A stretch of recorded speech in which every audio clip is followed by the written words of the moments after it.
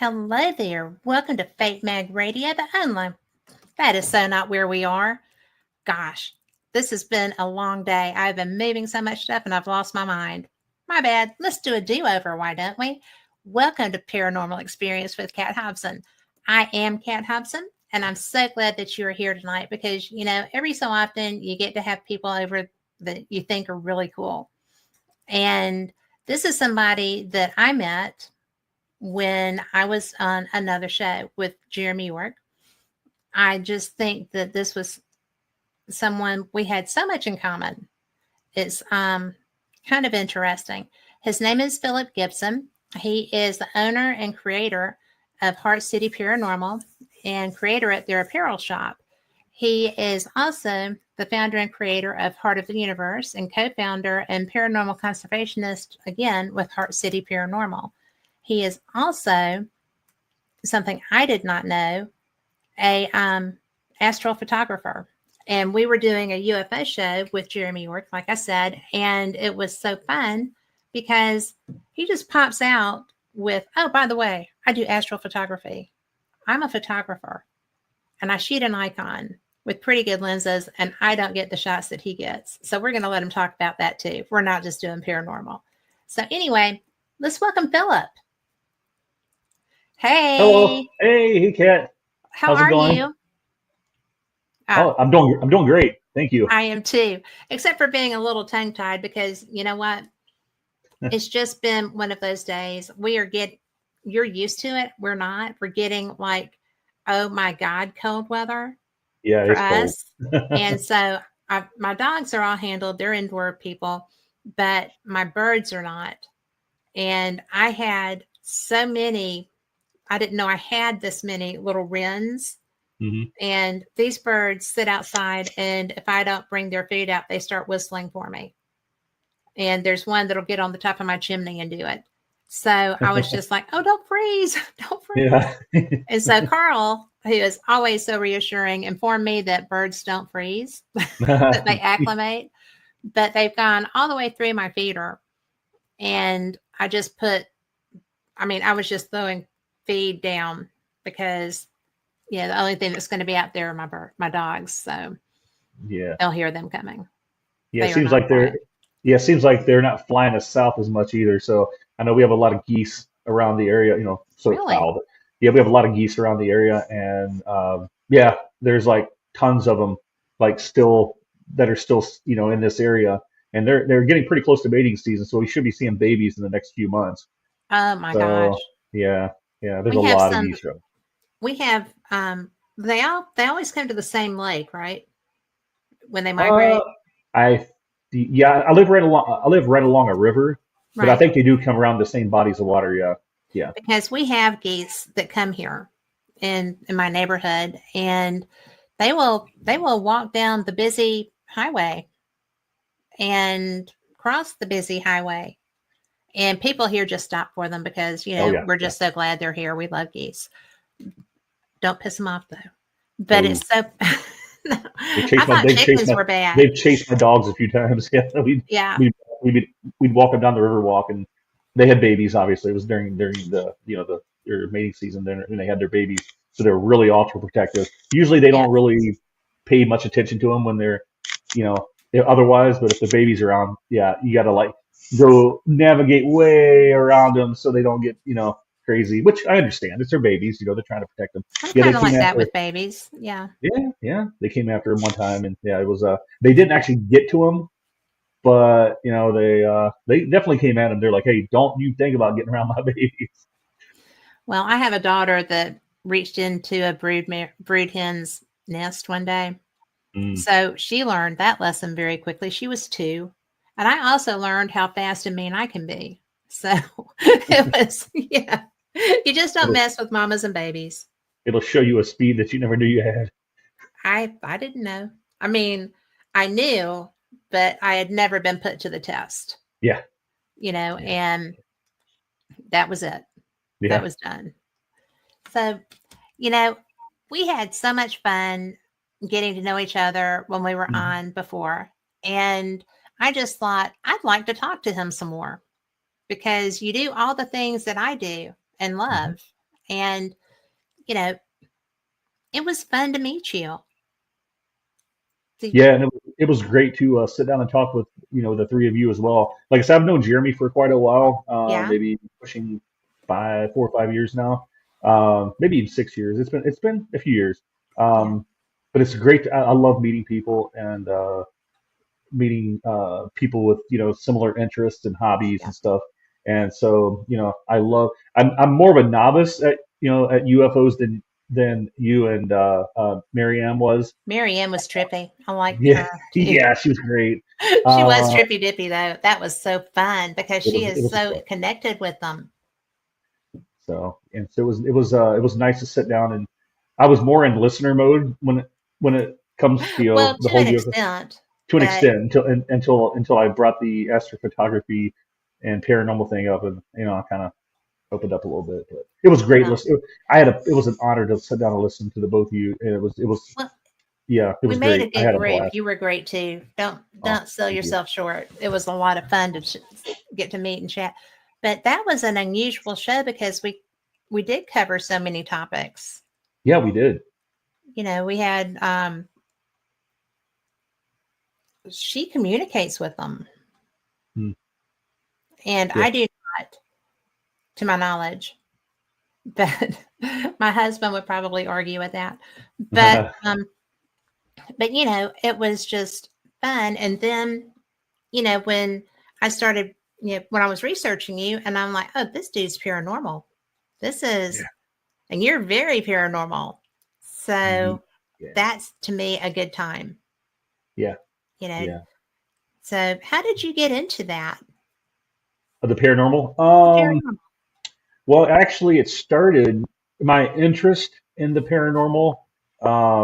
Started back when I was younger, mid '80s maybe, when the movie, the original Poltergeist movie came out. Right. To this day, it's still one of my favorite movies, and it's probably what gave me. It's probably what introduced me to the paranormal. Um, I didn't get I didn't really get the urge to investigate the paranormal until probably 2006, 2007, watching, sitting down and watching, the classic Ghost Hunters on TV, with Jason Yeah. and Grant and those guys. Um, when I saw that episode, I think it was season 2 or 3, when they went to the St. Augustine Lighthouse in St. Augustine, Florida. That episode right there is what like got me the motivation, like the excitement to actually want to put my boots on and get out and actually investigate the paranormal myself. Okay. I Um, have to stop you there. okay. Why St. Augustine? Um, I think it was the episode itself. It I think when they flashed that camera, when they put a camera facing straight up the lighthouse, Hmm. and just to see that apparition lean over the railing and then go up Yes. 3 flights of stairs in a matter of seconds and lean over and look again. I was just completely blown. And then hearing the conversations of the man and the woman, way at the top of the light tower, the Mhm. lighthouse, I was just completely fascinated by. It. I'm like, wow, and back then I didn't really know that a lot of that a lot of the paranormal stuff on TV is a lot of it's doctored to be um, they do a lot of doctoring to make it more interesting for TV. But Well, that they also have episode, hundreds of hours of evidence that they can call from too. I mean, yeah, exactly. And I was that just blew me away. And actually around that same time that I was getting pushed by, urged to investigate by watching Ghost Hunters. I actually lived what I actually had my first, what I believe is my first paranormal experience. Because I was kind of a late bloomer, mid to 2006 and 2007. I actually had my first, what I believe was a paranormal experience. So, so I think a little mix of Ghost Hunters and um, my experiences at my house, um, is what. encouraged me to want to investigate the paranormal, but I didn't actually put, I didn't actually put the actual, or actually put the boots on and get out and do it until probably about 10 years later.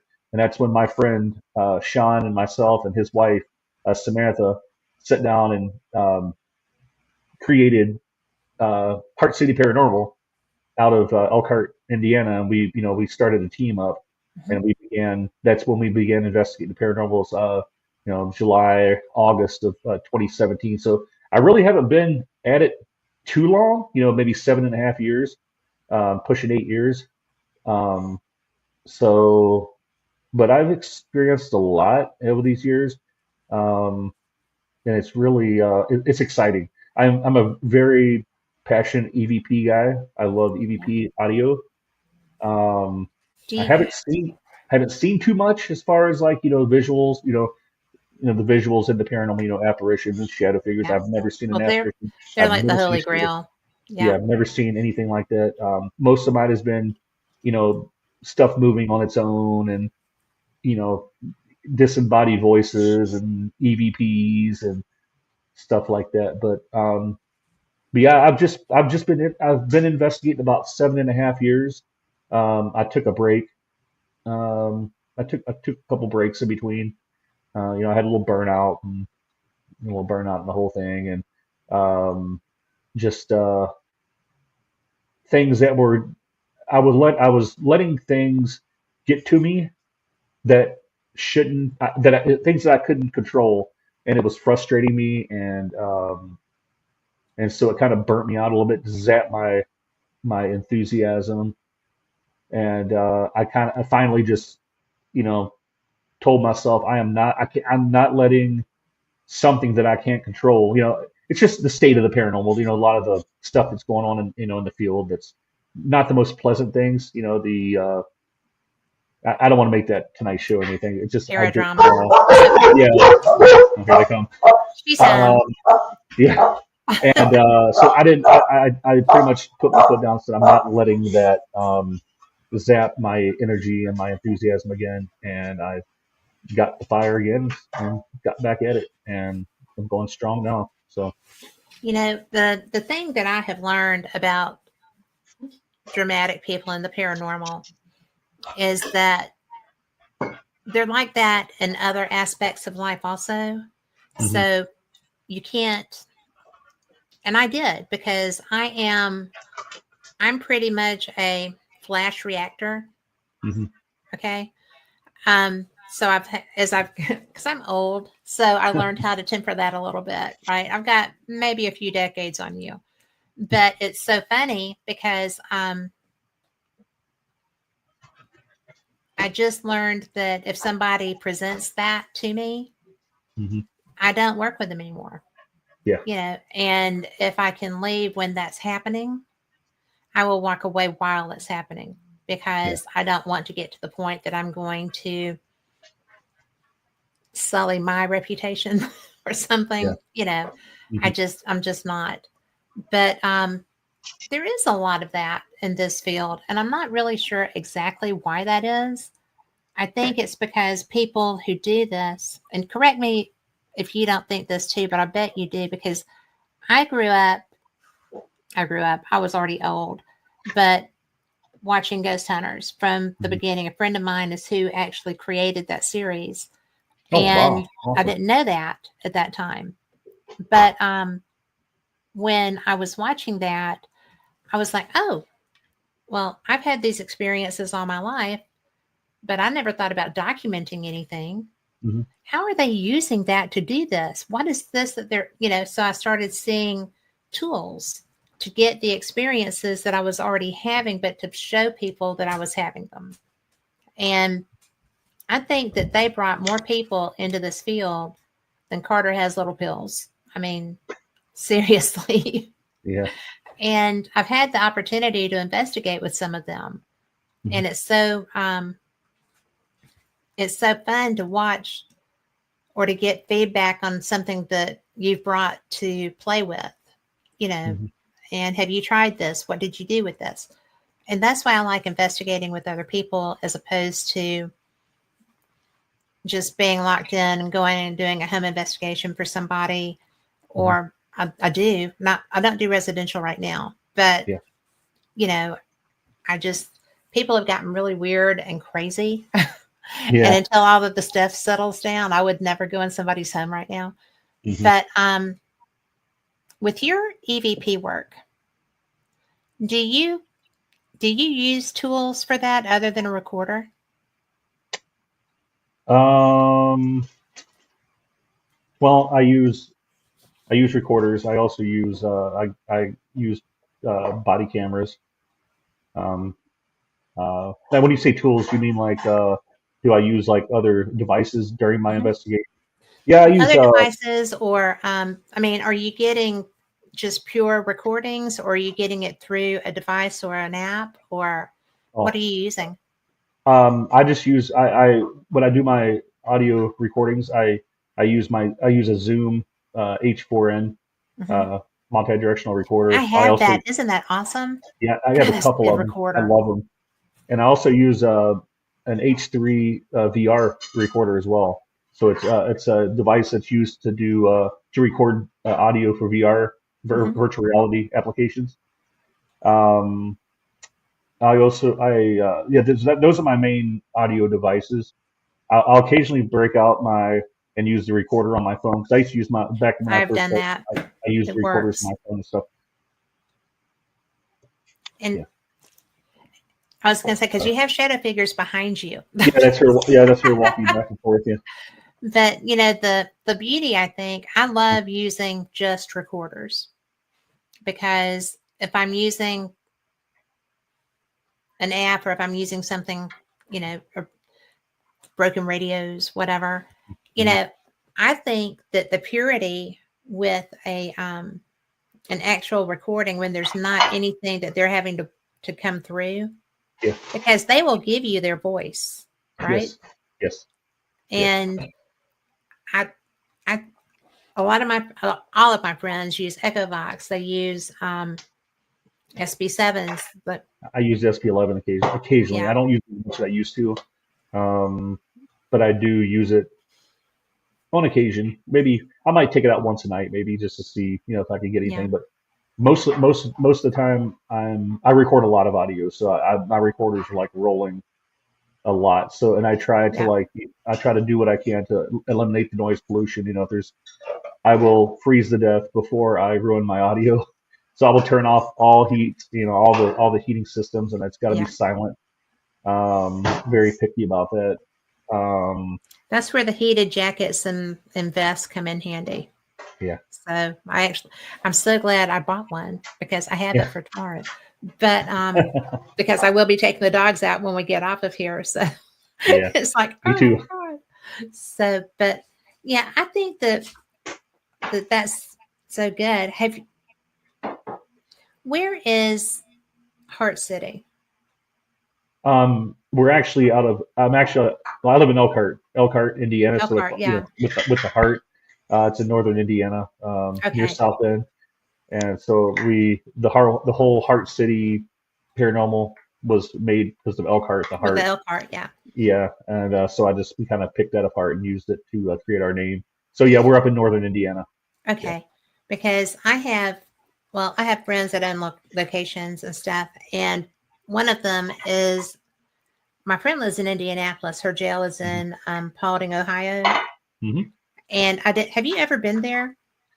No, but I've been invited to go to. I've been invited to go there once, twice with some friends for a public investigation, and If you not get a too. I'm chance, not even the publics are good, though. okay. Yeah, and I never went though, but I've heard a lot about it though. I'd love to check it out sometime.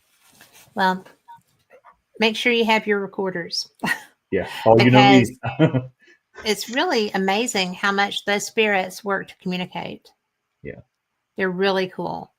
And, I appreciate that, because I don't get to go there very much. Yeah. And she has a portal, hmm the original portal that Steve hmm Huff created. And she bought the specs and built it. So she knows what's in it. hmm And that sucker will sit there. Like, I was slicing and dicing for a cookout she was having one afternoon. And her husband was in the room with me, and he does not like when the spirits talk to him, but the portal was on. And so while I'm talking to Vincent and chopping vegetables and whatever, we're getting responses to our conversation through the portal. And I'm not thinking about it. I'm just responding to them, right? As well as him. And he's looking at me like, I got to go. Yeah. But you will love that. You'll love that for EVP work. That place is Yeah. cool. Yeah. Yeah. Like I said, I started off using my phone as my recorder when I first got started doing paranormal investigating. And then, I kind of progressed into better quality recorders, but Yeah. I've learned sometimes, and I know audio is kind of weird.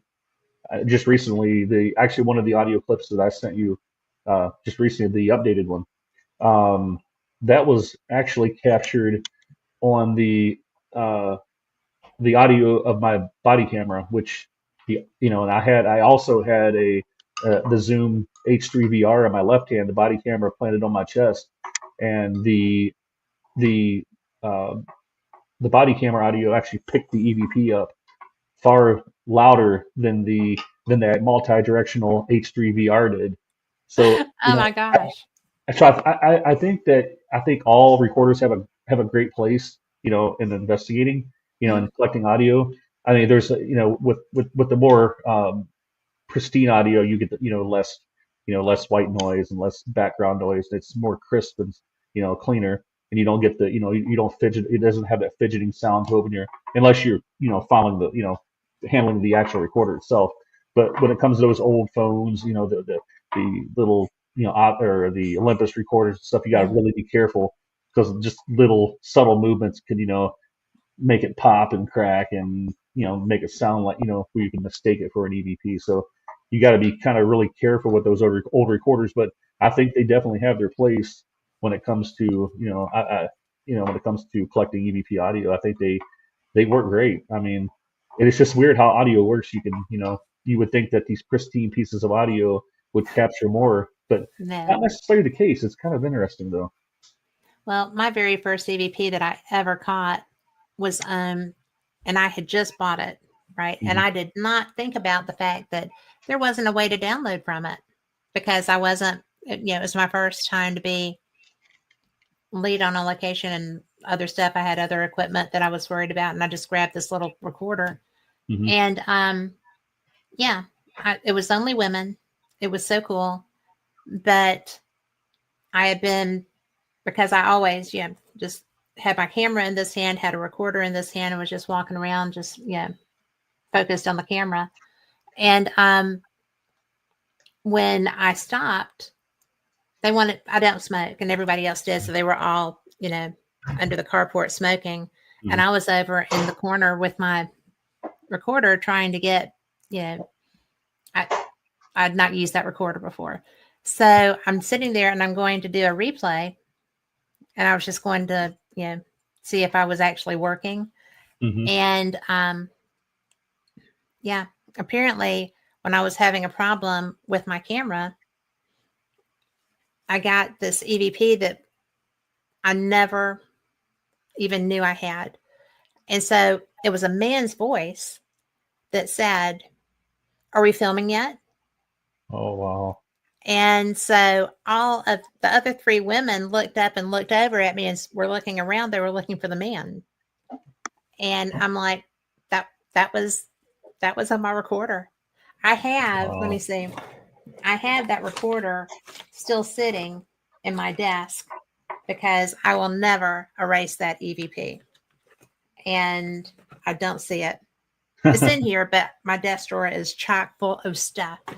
But I'll find it and show you later. But because it's the best EVP I ever caught, and it was my very first one ever. Dude, And it was so that's loud and wow. clear that people a yard away from me heard it.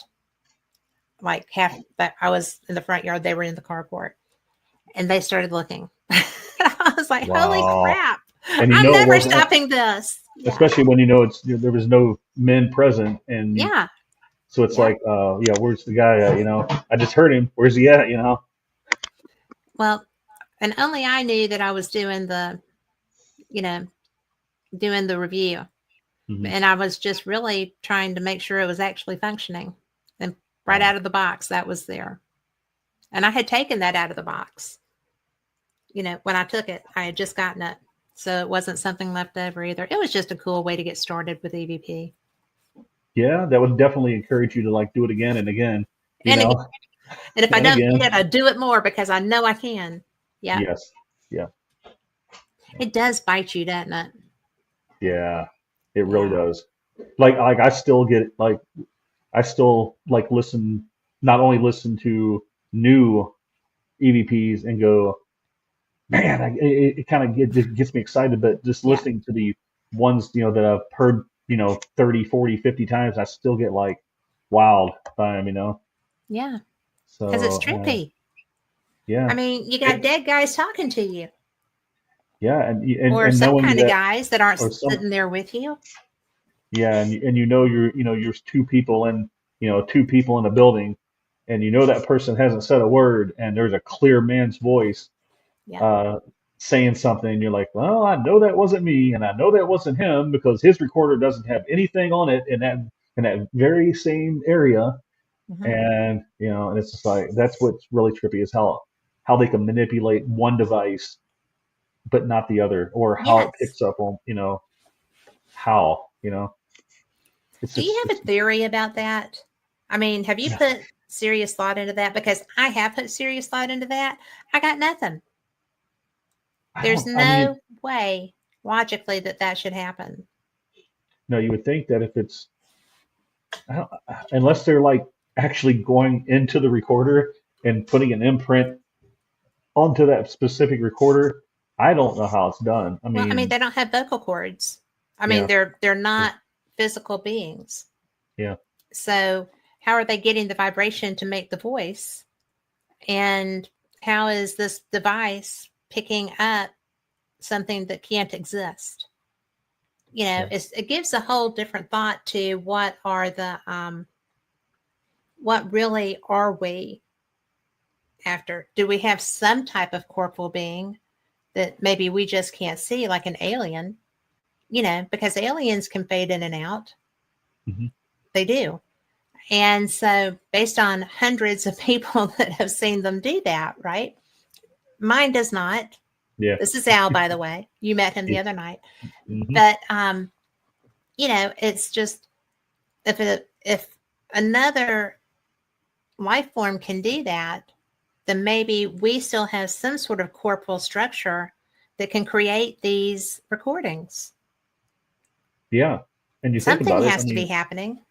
and like you just mentioned, we may not even be communicating only, not only with the dead, we could be communicating with, somebody from a parallel universe or Yeah. aliens or another dimension and we could be creating these ourselves with just I mean I think it's a smorgasbord of like a bunch of different theories of what's Or maybe going on. a bunch of different experiences that are being caught that we don't understand. You know, Yeah. because And I have to say hi to Irene because she is from Tokyo, Japan. She is Tokyo Spooky Japan podcast. And I got my very first Christmas card from Japan from Irene. And it was Okay. the most beautiful card and the most beautiful stamp. And thank you very much for that, Irene. But but I do think sometimes that we may be crossing dimensions to get that. I've been places that there couldn't have been anyone else there Yeah. like that man, and I was leaving a closed hospital where we'd done an investigation. And it was funny because I just happened to stop in the old emergency room on the way out the door. And I just said, did everyone here die of a heart attack? And I didn't listen back while I was there. And the place is being Mm, torn down. I can't get back in. But a man said, no, they shot me. And I didn't wow. know it. So, that's just astounding. And I'm still upset about that because I feel like if it's not in an area that my husband would ever let me go by myself, that's one of the reasons they're tearing it down. But it's just like, I need to go back. I need to go back and tell him, I heard you. I'm so sorry. And I may just do a drive-by, hop out, run up to the door and say, I'm so sorry, I heard you, and hop back in the car and drive away. But, you know, I think they would know. I mean, he knows who was there. But and I think it's great when you get that disembodied voice because, you know, because I sometimes I will review audio on site. I very rarely, I do more now. Very rarely because I like to keep, because I think it breaks up the flow. You know what I'm saying? You get what I'm Rhythm. saying? I Yeah, the totally flow get that. of the conversation, and because you never know, you don't know how they're, you know, how they come and go, because you could be in, you know, they could be sitting there talking to you, and you stop and you go, okay, you know, I want to review this real quick, and they zap out, and you never know Well, because we have no idea what they, you know, how they do things and how they function. So I try to keep it going, and it's just unfortunate that, you know, they're sitting there talking to you, but you won't hear it until, you know, you get home and review that evidence. Unless, I've you know, started unless, telling them that though. yeah, me too, I've started telling them, and me too, if you're all the talking to time. me, I will know it later. I just don't know it now. Hmm. And if I can, I'll come back and we can finish the conversation if you had something to say. Exactly, and So, that's one of the reasons why I do take. I don't. I guess when I was younger, well, younger, as I meant, like when I first got into the field, I was really like gung ho about trying to check off locations, all, you know, check off this location just to say I went. Now I'm more into taking, you know, three, four, five different locations and constantly visiting those oh, locations to develop a rapport with the spirits, and it is pretty useful, and it's been pretty efficient and, you know, successful. Um, you know, at least visit them, you know, twice a year possibly, because I think it's just like a friendship. You it know, is. Yes. you go once and you don't go back for 5 or 6 years. They might not remember you, but if you continuously visit, you know, and then, you know, visit these locations and communicate with these spirits, it's like a friendship. It just continues to build and build and build, and they won't forget you, you know, and they want That's a great point. and they long to talk to you again. They're like, hey, I'm back, and you're like, oh, great, you know. For instance, um, my ex teammate Sean, who was in Heart City Paranormal with me, um, you know, we were in constant communication with this child at a place called Grace Cemetery, which is here in Elkhart. Very active cemetery, very active. But we also believe that we're in contact with him at the sheriff's residence at Old Kosciuszko, and possibly even at a place called Eden Springs Park up in Benton Harbor. Um, I think he may be following us around. I can't prove that by any means, but he has responded once. You know, I asked him, "Are you following me? Have you followed us in different locations?" He said yes. One That's response, different. yeah. So I'm like, you know, I want to believe it, but I can't say it's definitive. But what I was He getting told at, you. yeah, he did tell me. He did tell me. Um, so we kind of play off as in, we kind of play it as he does follow us around, and we accepted that. And but what I was getting at, you know, about the whole, you know, continuously visiting these spirits and, you know, developing a relationship or rapport with these entities. Sean goes, you know, we would occasionally take gifts over to Graceland Cemetery. There's this tree stump. It's a hollowed out tree stump, and that's where he always comes through at every single time. And so we'd always like ask him what he wanted for, you know, you want us to bring you a toy, blah blah. And he's responded, you know, a few times, train. I want a blue train. So Sean would sit Oh, right down on the tree stump, get on Amazon and order a train and bring it over to him 2 days by later. Jingo. Yes. So he comes over one day, after work, he says, all right, I'm gonna bring it over to you as soon as I get it. So him and Sam, his wife, went to work one day. They took the train to work with him, left it in the car, and they went straight from work to the graveyard, to the cemetery. And you know, Sean being the investigator he is, had that recorder on record, ready to go before he even got out of the car. As soon as he opened that car door and the door slammed, you heard that little kid say, "Thank you." I mean, Oh my gosh. it was. I wish I would have had the EVP like share with you, but it was. He sent it to me. He said, "Look, old man, you got to listen to this." It was crystal clear, like the kid was standing there right beside of him. So How he was smart to ready. have that recorder going. Yeah, he was like it's like the kid was like the kid was standing there going, "Oh, hey, there's his car. Yeah. Let's wait here for him." And as soon as he opened shut that Maybe he's door, got it. yeah, and he said, Yes, "Thank you." that's And so awesome. he probably saw the train or whatever toy he had at the time in his hand. He ran up to him and said, "Thank you." Dude, he sent me that clip, and I was like, "Oh my god!" And it sounded like the same kid that we're picking up at Graceland, and we're picking up at the sheriff's residence at the old jail. And I guess sometimes audio, it's kind of finicky. It might sound the same, but maybe it's not. I can't prove without a shadow of a doubt that that kid is the same kid, but I think deep in my heart I do believe it is, and so I think I need to accept that.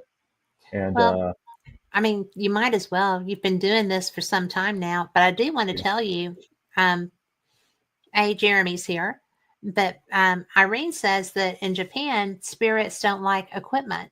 So she has to use her ears to hear them or she won't. Oh yeah, And yeah. she also said that she would love for you to come and see how samurai warriors interact with you because it's a different game and an overwhelming experience, but not scary, but bombarded with them. Could you imagine a slew of samurai warriors there to talk to you? Mm, yeah, yeah. That'd be That, a lot of energy. that would be a lot of very disciplined, very strong personalities. Hmm. Yeah, That would be cool. So, yeah.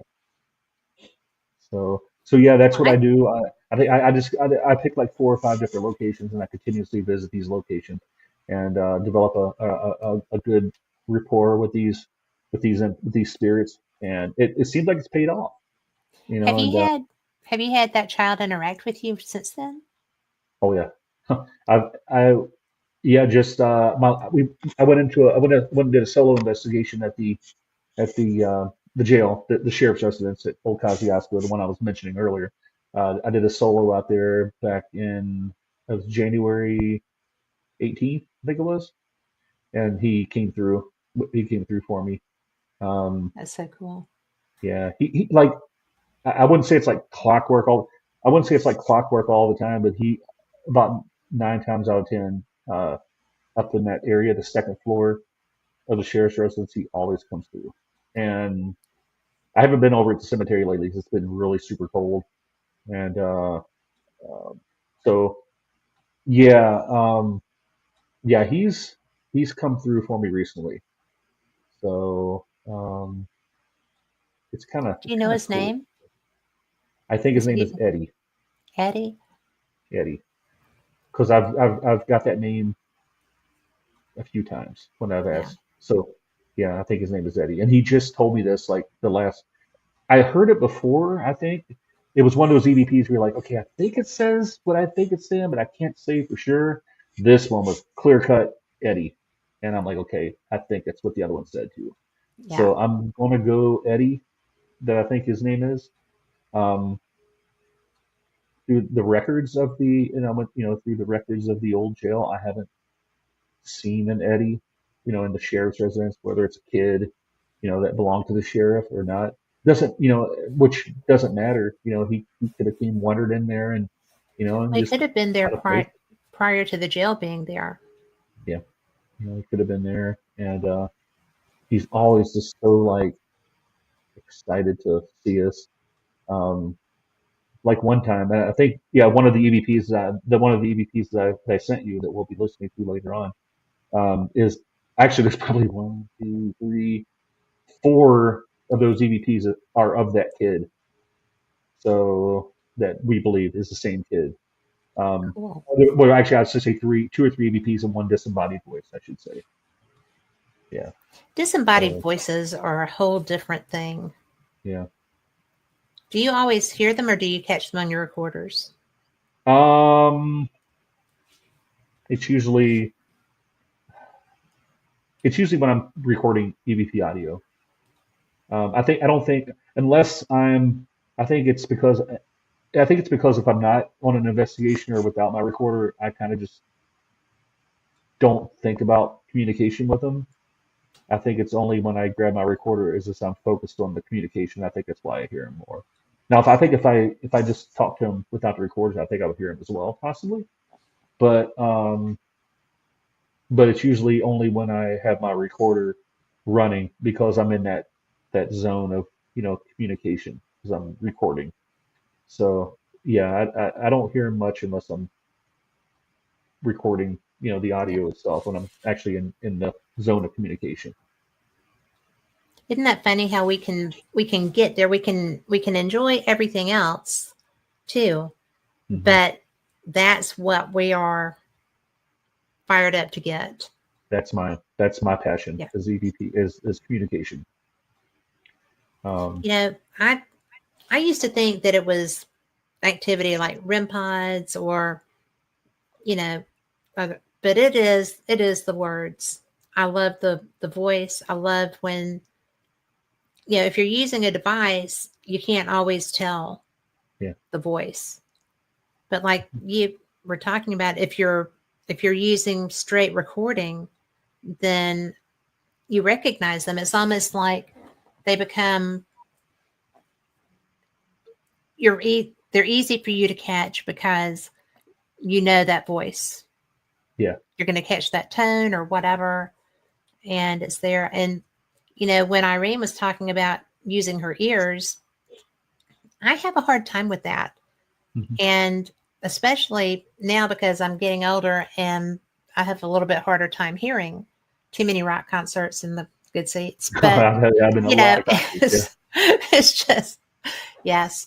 I went to high school with the promoters' kids, so that always helped Oh until yeah. now. It's not such a help now, but You're in it. so much fun because I get excited. I feel like it's like you with that child. It's a friend. It's somebody that recognizes when you get there, Yeah. and it's just kind of pretty cool.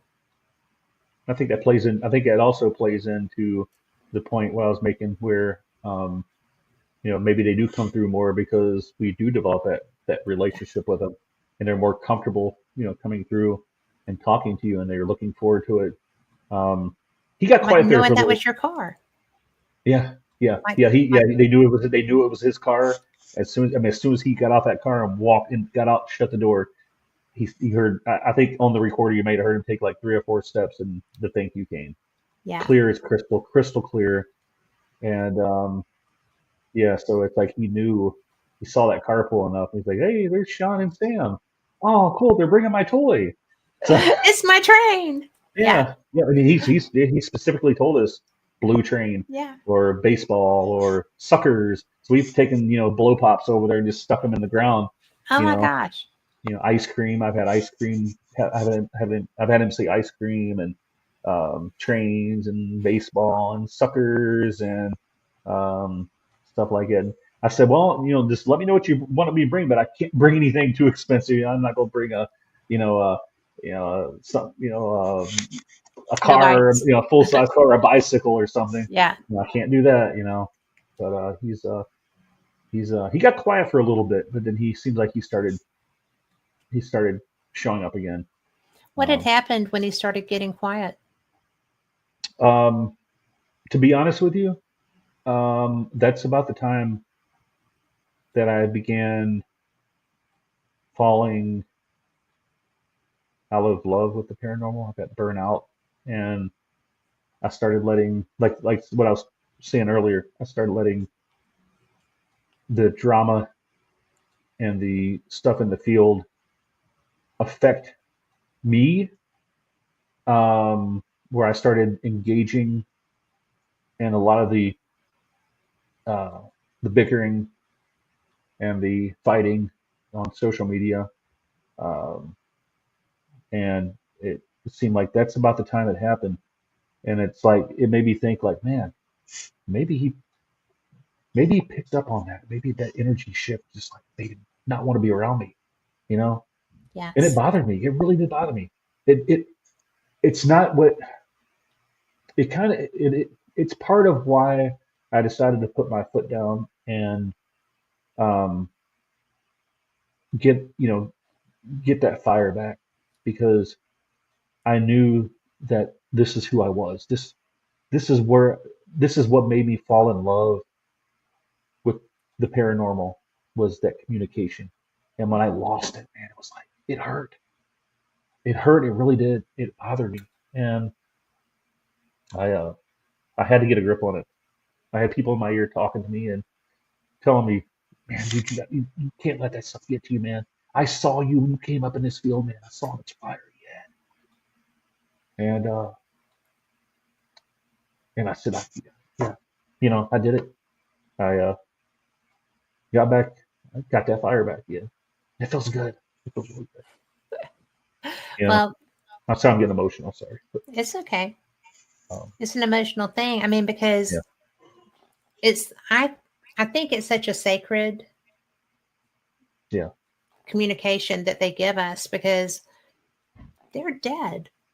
They don't have to yeah. be here. I don't No, think they have to be here. yeah, I think that for some, I don't know why people don't cross. I believe it's because a lot of times, I think they're afraid of what's coming. Maybe they didn't anticipate, yeah, they didn't feel like they had time to get things right or whatever. yeah, I don't know. And certainly with children, I think they're confused. They don't understand why things are different. yeah, But children also are the most adaptable of us. And so I feel like that's why they can be places. yeah, Um, they're certainly the most adaptable of us in the living phase. So, um, don't you think? I mean, children are amazingly resilient. yeah. And it. I would be lying if I said that that I never thought about the idea of like, man, is me going out and doing these investigations preventing these this child or these spirits from crossing over because they're so um how that they have became their communication with me has they enjoy it so much and I enjoy it so much that it became like something they long for and it's preventing them from crossing over. I've thought about that before. Am I the reason why they're not crossing over because they enjoy the conversation so much? Not necessarily just me, but anybody. Um, but I don't. I guess when it comes to kids, and they say that kids are really sensitive to the paranormal, and look, just flip it on the other side. Maybe the kids are, that's why people hear so many kids stories because maybe on the other side, it's just the same thing.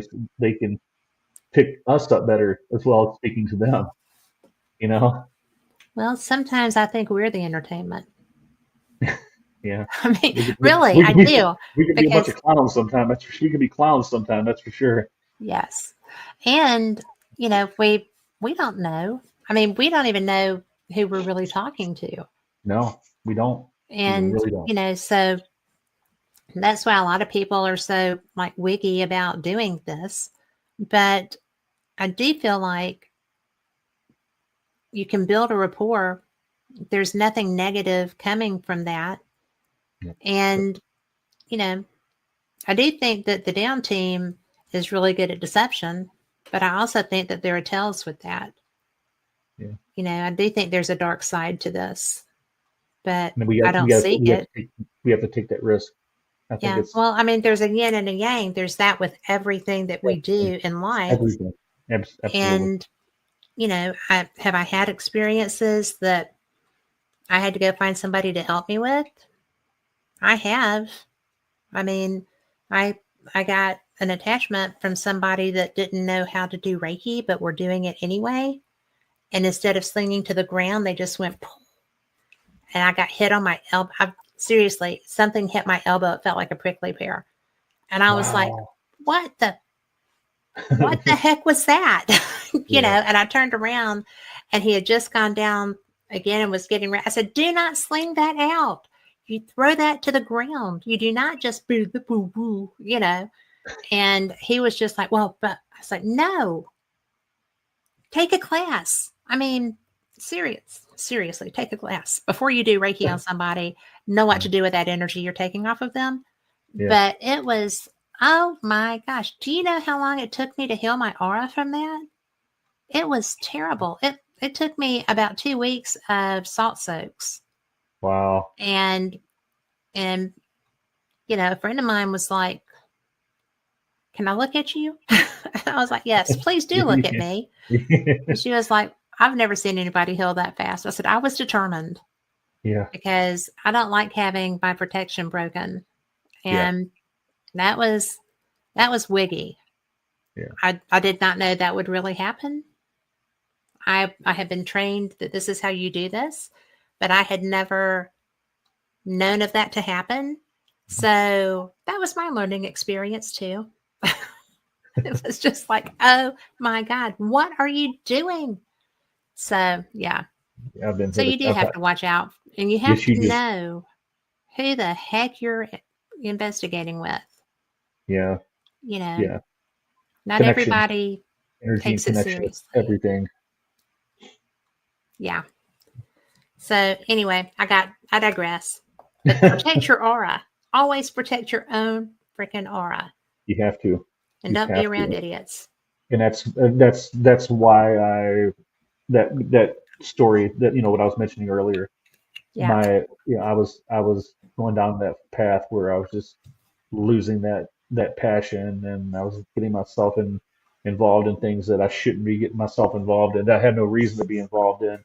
And it was zapping everything that I had that created that love for the paranormal, and I lost it. And that's when, I took some time off, and I came back. It happened again. Took some time off, and finally I came back again. And this is when I told myself, nope, that's it. I'm not doing it again. I am not. I haven't been doing this for 7 years just to let this happen. No, I'm getting that fire back, and I did. Was it specific individuals or just situations that were occurring, or what drove you away? A lot of the fraud, it was a little bit of everything. I think just it started mostly with when I started confronting a lot of the fake YouTuber paranormal videos, the memes, that I knew were faking, and they were misleading people and making money off of them. And I was confronting them and, um, calling them out, on social media and all that stuff like that. And, um, they, I'll get ganged up on by a lot of people. And then by the end of it, they were like, damn, you were right. They are, and I'm just like, I told you guys, but you guys, the only thing you do is gang up on me, call me jealous, and call me a hater. That drives me crazy when people call you jealous, because and they call nobody's an expert. This is not a real science. It's becoming one because of all the work that people have put into it over the years. It's finally becoming something that people study, but mainstream. Yeah. But when I'm jealous because you've got something that you can't technically prove, and I have stuff that I can't technically prove either, but that doesn't make one of us better than the other one because we're both doing the work. I don't deal well with that either. I actually had a guy that does a paranormal event company get pissed off at me. And it was only, he got mad because I was on a show, and they wanted to know if I had any footage of me investigating. Well, I don't, because I'm always the one with the camera. But this guy had done a sizzle reel that he invited me to participate at the location with. And so I thought the work was so good that I just told the production company, you can reach out to him. I don't know what he's going to say about that because Mhm. we don't really talk anymore, but it's really good footage. Hey, Keith.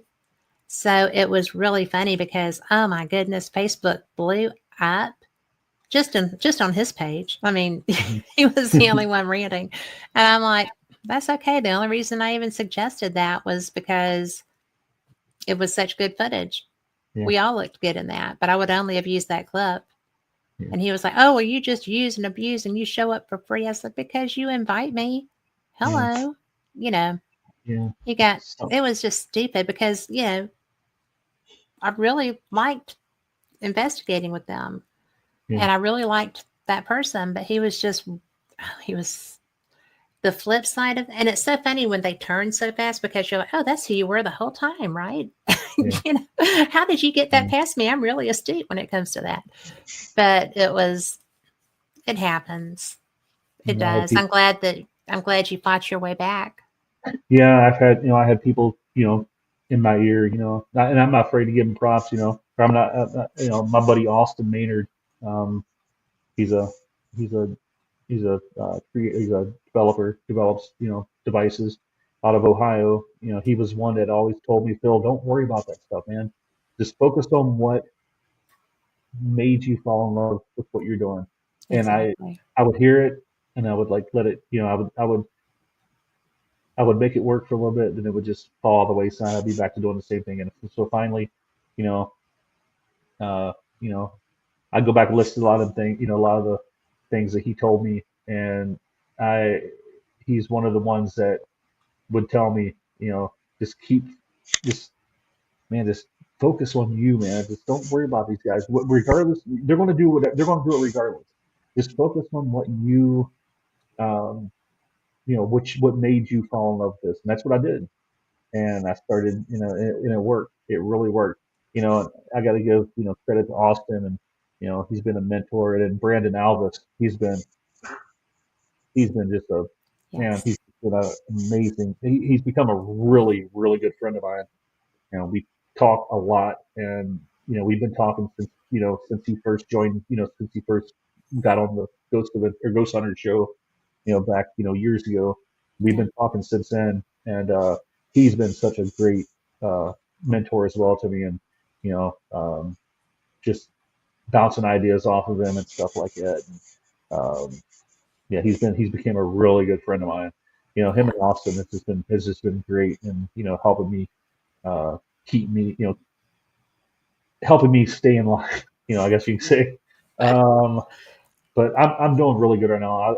I feel more on fire than I have in the past probably couple of years, and Well, I I'm going to have tell you that no, you are on fire. yeah, I mean, I have you no love intention. this stuff, I love it, absolutely love it. and I recognize that. Yeah, yeah, That's that's what makes us keep doing it. And yeah, Keith Ottersberg, who is very wise, says other people's issue with us is their issue, not ours. I totally And agree. With and I had a friend who, when I was being attacked by this person, just said, everybody knows who's got the high road in this. You just do you. Yeah, And that was the biggest compliment I think I've gotten in this field. And I've had people tell me things before, but that one, everybody knows who you are. You just be you yeah, because everybody knows who that is too, because he's showing us right now. yeah, And that was huge. Probably just like for you. yeah, yeah, Just stay absolutely. in your lane. And Right? the thing is, I've really had, I've been very fortunate not to have anybody come at me directly. So I've been really fortunate about that. It's a trip. I haven't been attacked too much. That's I the don't only want to be. time. I don't want to be. Nobody's ever done that before. And I don't. Yeah, I've been very fortunate with that. That I haven't been actually the victim of a attack.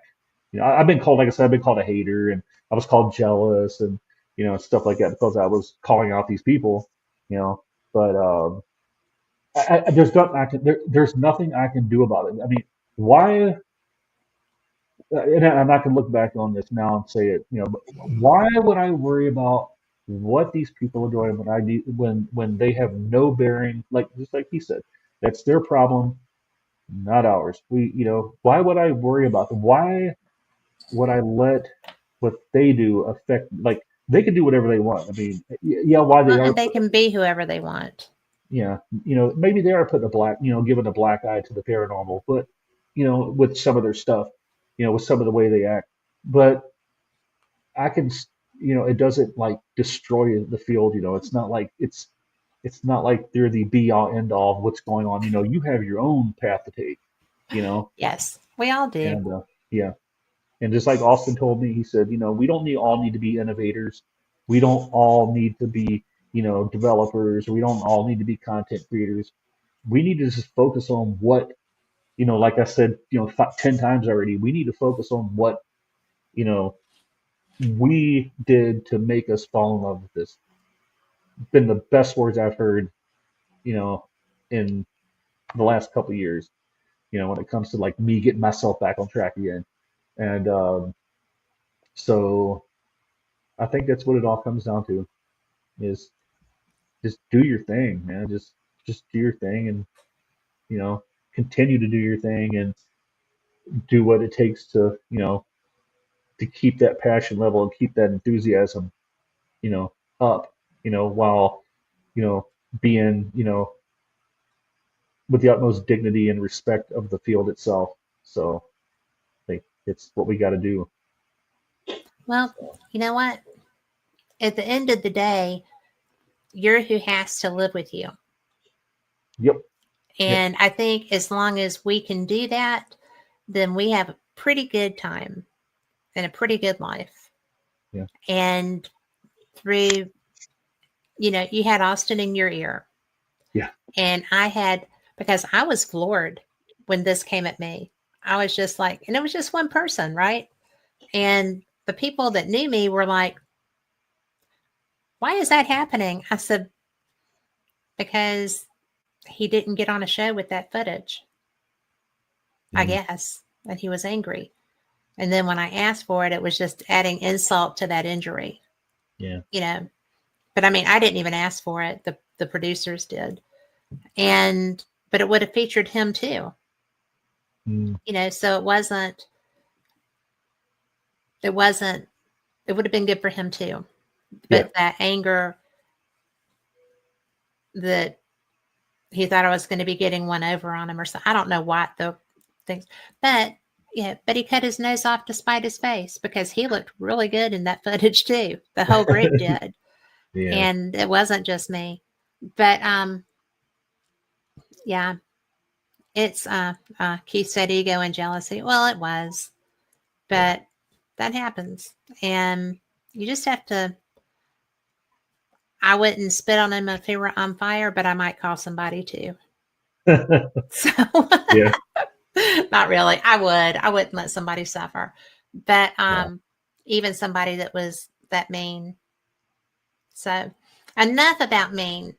You brought toys. Yeah. You brought goodies. Yeah. Brought goodies in the form of Yeah. audio files. And now these are numbered. And we're going to go with number 1 first. We're going to go follow your lead. Do you want to set it up? Yeah. Yeah. Number one. Yeah. I went straight for the jugular on this one because it to this day the it's the most insane piece of audio that I've I ever captured or my team has ever captured. Now what happened was I'll make it quick though because You we don't were have at to make it quick. It's okay. okay we were at Randolph County Asylum the night Oh, before yeah. and we did an investigation there. So we left straight from Randolph and went straight to the Monroe house where this EVP was captured. We got there about 10:30 or so, and we got there. It was just me and my teammate Sean. Lisa, our other teammate, she had to work later on that night, so she didn't stick around. So me and Sean went straight from Randolph to the Monroe house, and we were going to spend the night at the Monroe house. And so we got there, parked, came inside, and just kind of sat in the living room, just kind of hung out a little bit, just kind of just resting a little bit. We were up all night, So we sat there for maybe an hour, and I said, "All right, Sean, I'll go and start bringing my stuff in." He said, "Okay." We start carrying the boxes in. When you walk in the front door, there's this big table right in front of you with a big TV above. So a big enough table you can put your boxes in and open the box and get all your equipment out. So Sean was sitting in the chair by the window, and I was sitting there getting stuff out of the boxes, taking stuff out. And to the right, if I look to my right, there's a kitchen with the door was open. There's a kitchen with a door across on the other side of the kitchen. And so I'm sitting there taking stuff out. Next thing you know, I heard this. Whatever it was, it something grabbed the doorknob, and it sounded like about to shake the doorknob off the hinges, like shake the whole door off. Oh, Literally, like, wow. and I just stopped, froze. I looked at Sean. I'm like, "Man, you hearing this, dude?" And he's like, "Yeah, yeah, man." So the investigator and me, I grabbed my recorder and I zoomed right into the kitchen. Didn't catch anything on that recorder. So I'm like, okay, I reviewed it and I said, I didn't catch anything. So we were still getting stuff out of the box, and I said, "All right, Sean, I'm gonna go and take these cameras upstairs and start setting them up." Sean said, "Okay, I'm gonna put my recorder, over by the door, over by that door that was shaking, just maybe we can catch something else up there." So we put the recorder down, and we went upstairs and did our thing. About 20 minutes after he pushed record is when we caught this EVP. So it was just me and him in the house, no baby monitors in the house, in the middle of the house, in the middle of the kitchen, All and right. we captured this audio, which is still just that today. It's the most insane piece of audio we've ever captured. It's at the Monroe House in Hartford City, Indiana.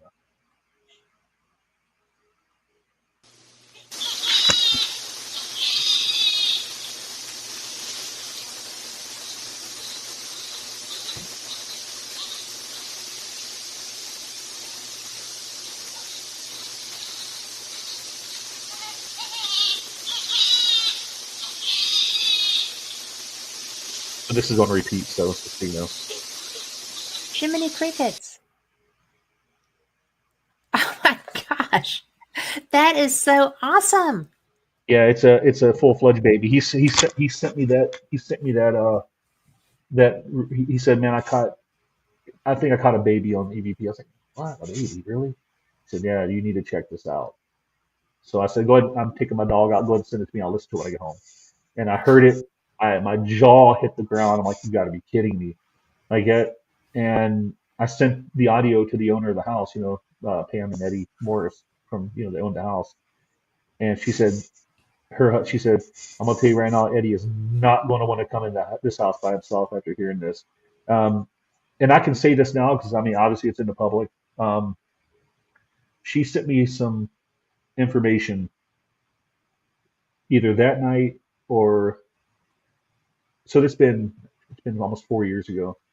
So she sent me some information later on that evening and said, "I don't want you putting this on social media because the mother of this the mother of this baby is still alive and living in Hartford City." So she sent me it was an obituary of a baby that died at 2 months old in that house 20 years to the day that I caught that EVP. Oh, Now, good heavens. was it the same baby? I can't guarantee. I don't Oh, know. I come can't. on. We I would we have a be, fair idea. yeah, I would be completely honest. But oh yeah, definitely, it's definitely that same child. But it's kind of strange that it was 20 years to the day that and she got really freaked out because when Paranormal Lockdown came to the Monroe House and did an episode there, it's Katrina and Nick Groff. Mhm. They labeled it the Demon House, and it freaked the mother out because she said, "I know my baby's still in that house because I heard him crying. I heard him fussing in that house after he passed away." And Oh that's my what all made gosh. me think, man, was that the baby I captured? Was it? Could it be? You know? Who else's So baby is that going to be? I don't know. I don't know. And it's babies have been captured crying before in that house before through, good friend Michael Diddy, who investigated that house hundreds of times. So he's heard the baby crying in the house too. So And it's the actual this piece of audio is going to be on the new Evil on Earth uh, Monroe House documentary that's coming out about Matt Benton's documentary with Joe Vitale and stuff like that. That EVP is actually going to be um, in that documentary coming up. So Well, that's good because it should. That's a great EVP. insane. Like I said, it's the craziest piece of audio ever captured that we've ever captured before, probably ever heard. I mean, it's very chilling, to Well, say the it least. is. I mean, I'm glad you brought that. I Yeah, hate why it's there. yeah, I agree. Yeah, but I do appreciate that you brought it because it's Yeah, cool. yeah, yeah. It was pretty remarkable. Yeah. Well, do you want to set up number two? Yes. Number two is I got it written down here. So, oh yeah, this is a good one. Okay, yeah, this one occurred at the old. Uh, it happened in the bullpen at the old Kosciuszko County Jail in Warsaw, Indiana. It was in 2018 during the we did a world's largest ghost hunt event Mhm. there. And what they would do is during this event is they would give you a set of questions to go by, and each person participating or each group that all over the United States and the world would have that set of questions, and they would all ask these set of questions at this time, and then for 2 hours. And then the last 2 hours was pretty much a free for all, where you could just pretty much conduct your own investigation. And this occurred during that free for all investigation. Um, at the jail, the ones that used to do the investigations, well, they still do. Mary Ann does, but her and Evelyn, her sister, they do the host the investigations at the jail, and did all the history of the jail. So they brought this picture of a guy named Judd, which is Annie Chaplin is one of the house, just supposed to be one of the house spirits at the jail for and I'll get to why she's why her ghost or spirit is still there. But she brought a picture of Judd, which is Annie's brother, and you'll hear in this clip, Mary or Evelyn asking, Annie, how old were you when Judd left home?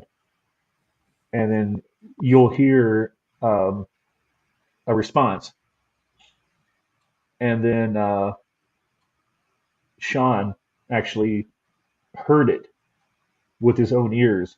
Oh, So okay. it's a disembodied voice, and it was the correct number. Like I had my recorder going, there's like three recorders going. I checked all three recorders and nothing was heard except on his recorder. And he was standing right in the doorway and heard the response, which was the correct response because Marianne and Evelyn knew how old Annie was when Judd left home. And the one that whispered and came through was who we think is probably, uh, was Annie whispering in Sean's ear, and Sean heard it with his own ears and actually captured it on his recorder.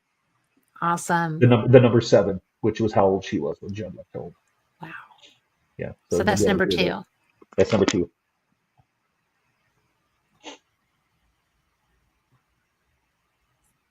You were a very young girl when you last saw him.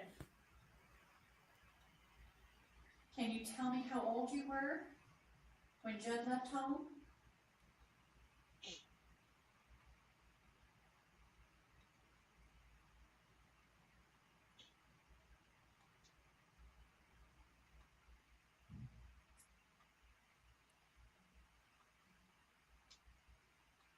Did we disturb you with this picture? I'm sorry if it does bother you.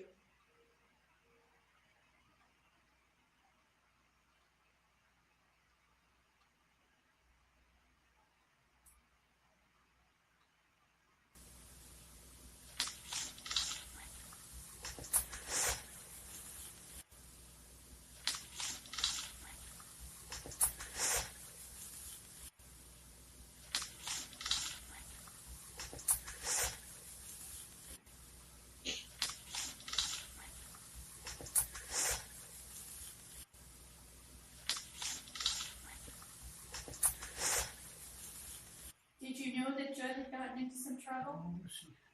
I have voice at 7. She said she was 7 years old. That's what I heard. Note that down, please, on the recording. Sean just heard 7. Annie was 7 when Judd left home. Amazing. Annie, thank you. I'm assuming you answered that. Thank you very much.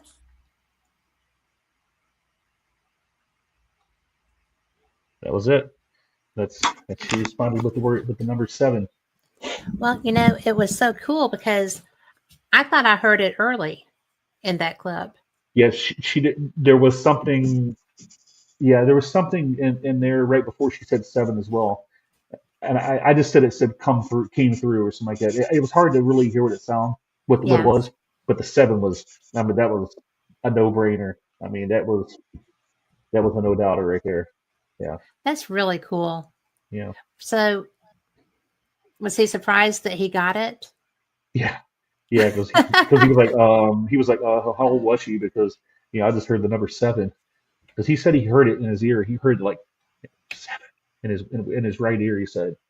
And luckily he picked it up on his recorder. We didn't catch anything because I listened at the same time on my recorder. I was also across the bullpen from him, so a good 15 feet, 20 feet away from him. So my recorder didn't catch him.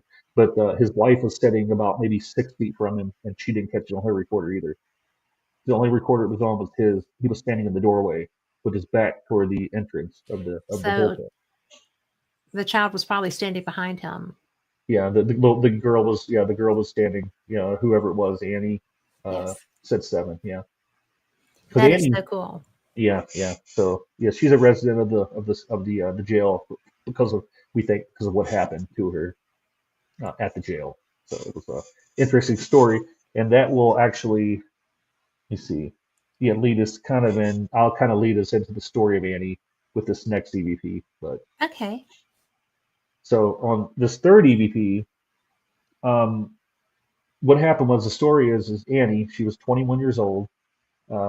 She was the daughter of a man named Morse Chaplin, who was a very pronounced, well-known, wealthy man in the city of Warsaw. And Annie got tied in with this singer, um, this singer sewing machine salesman from South Bend named Gwen Smith, and he was a little bit older than she was.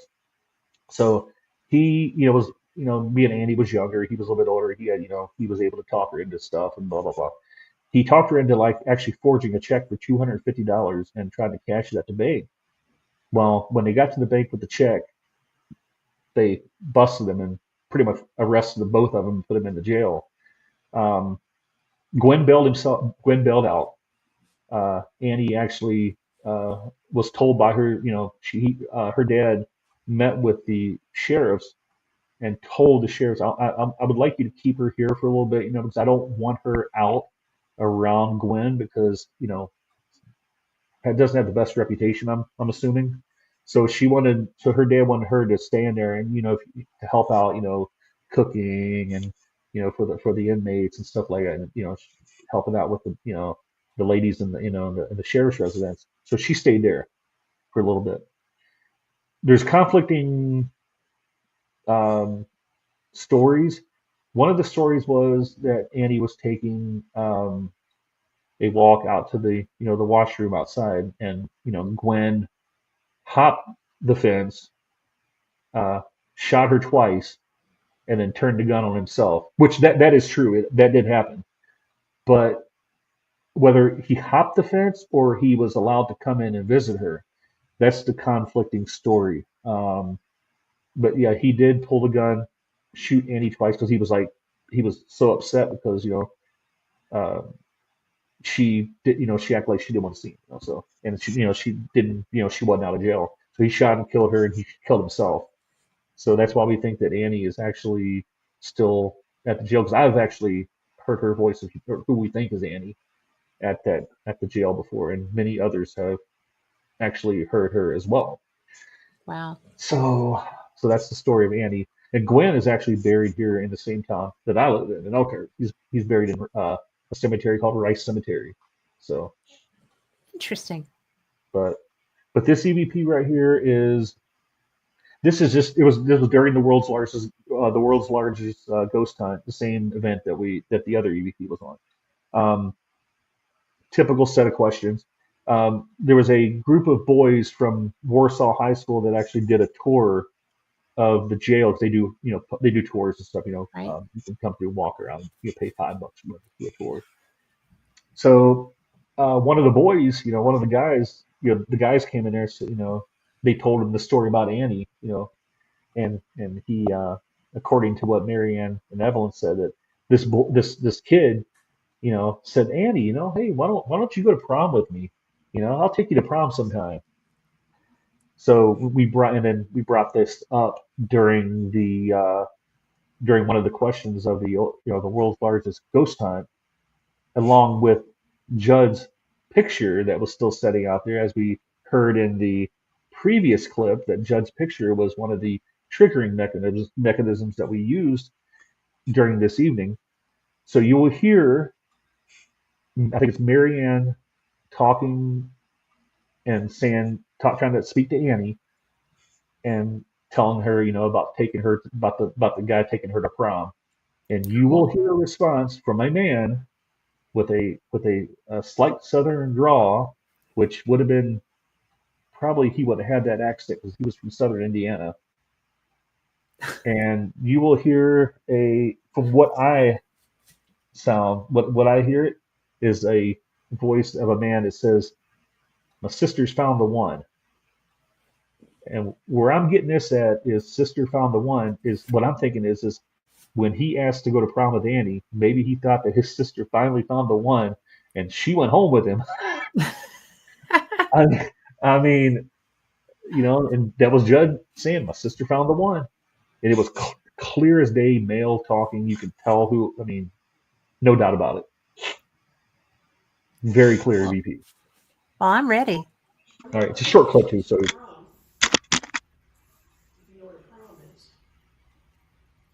School dance?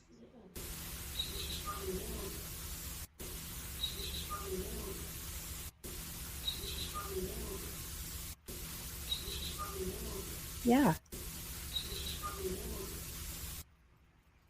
Remember the one guy asked you to the prom? Yeah. You know what a prom is? The school dance? It's pretty clear. It's clear. That is fun.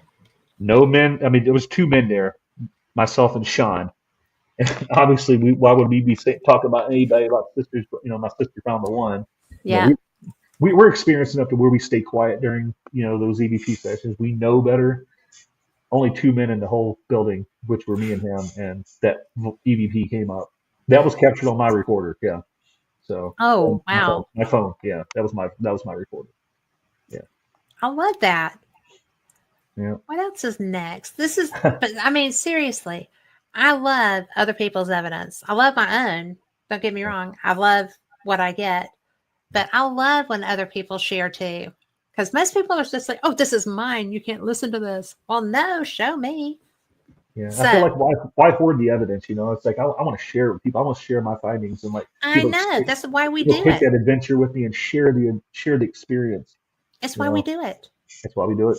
It's to get answers and to get evidence so that we understand, hopefully, what's happening around us.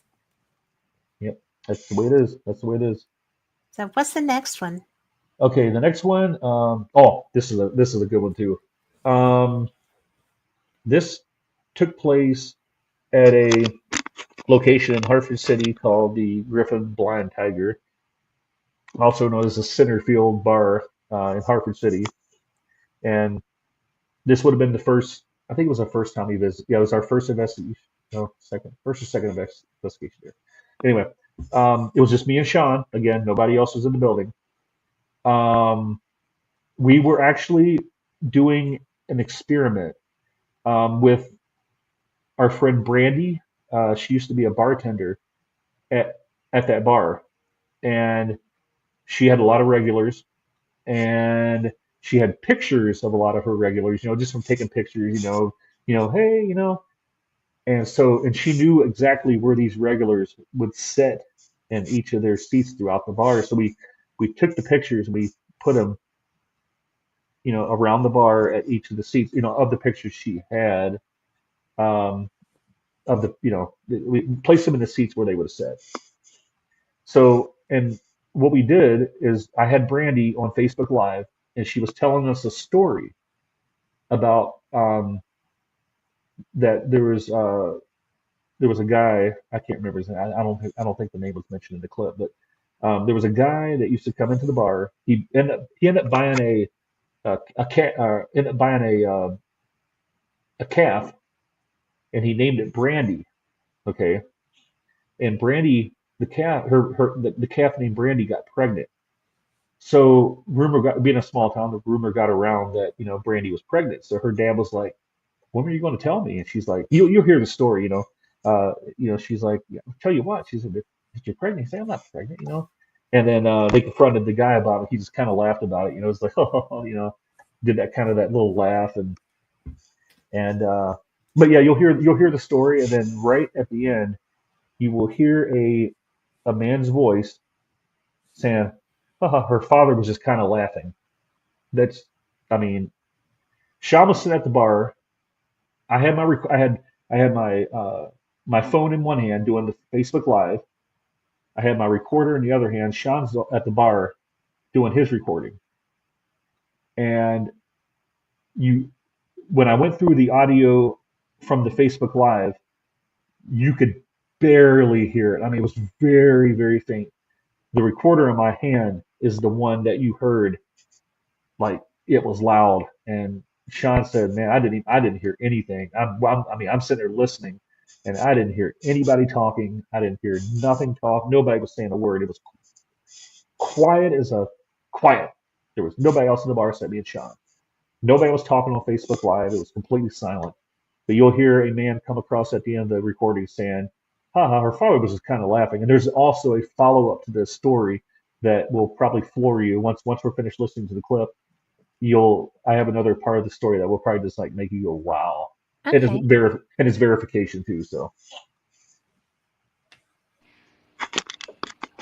He also got my dad thinking that I was pregnant because he had bought a heifer, a bull, Or heifer, and he yeah. named the heifer Brandy, and he named the bull his name. And he went around telling everybody that Brandy was pregnant, but he forgot to mention it was his heifer. So by the time he got back to everybody, it's a small town. Uh-huh. My dad came to the bar and said, "What the hell are you going to tell me?" I'm like, "What are you talking about?" He said that you're pregnant. I'm like, "Oh my gosh, I'm not." And he came in the bar. I said, "Did you say that?" He started laughing. He goes, "Yeah." Did you hear that story, sir?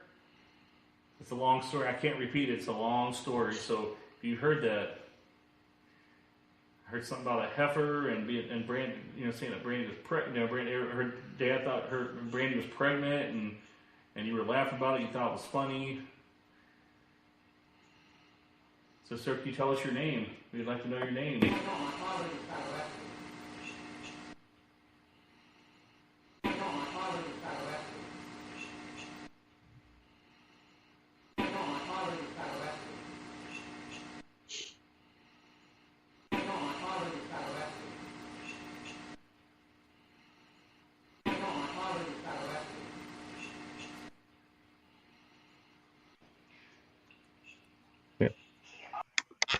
That's crazy. Yeah, That was so freaking clear. clear as day. And I mean, it And a was full silent. sentence. It was a full sentence, full vocal tone, full sentence, Yes. clear as day. And I sent that to Brandy and I said, "I want you to hear something. I want you to tell me if you recognize this voice." And I sent it to her. He said, "Do you mind if I send this to somebody? I promise I won't post it on social media. I'll send it to her account so she listens to it." I was like, "Yeah, that's fine, no problem." She said, "Okay, I'll send it to her." Brandy knew exactly who it was, and she just wanted verification from this person. She said, "Listen to this and tell me who this is." And the lady starts crying. She said, "That's my dad. That's my dad. That's his voice." She said, "That's exactly who I thought it was, and that's exactly who would have been sitting in that seat." Was Wow. the picture? Yeah. Your father was just kind of laughing. Yeah, yeah. That's that's it. I'm like, wow, that is like. And she said, did you catch it on anything else? I said, no. I said, um, I checked the Facebook Live audio. You heard it just very, very faintly. It was very quiet. I think I might have heard it. It might have been very quiet, but it wasn't anywhere near as vocal as that recorder by the bar. Wow. And Sean said, I said, did you hear anything? He said, man, I didn't hear anything. He said, it was silent in there. Wow. So, yes, and it was just me and him. Me and him were the only people in the bar. So there was nobody else in the whole bar. And this was very early in the morning too. So, but that was a very cool EVP. That is very cool. Yeah. All of these are very cool. Yeah. I picked some of the best ones we've had. I got a few I left off the list. I didn't know if we'd have time or not, but maybe that'll be for another show or something. We can do another show. We'll do that. Okay. But you have to bring all of them. Okay. Or at least enough for, to have this much fun. Yeah, absolutely. Yeah. I love this stuff. I mean, I'm sorry. I'm a geek. I love this stuff. Yeah, me too. What's your next one? So, the next one, number 5. Now, this happened. This is where the children of the jail began. We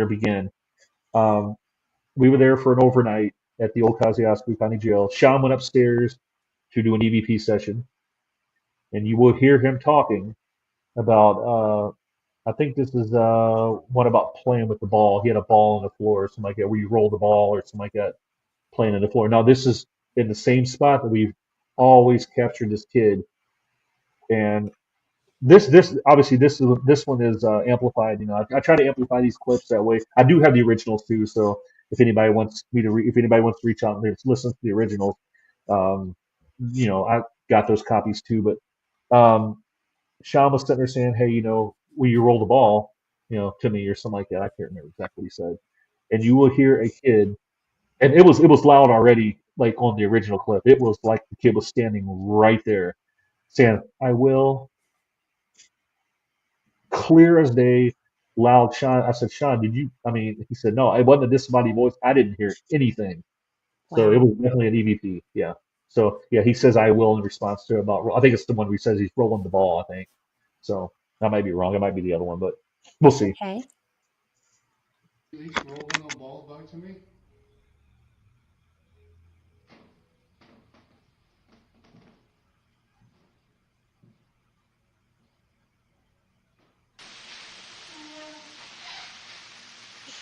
Get out.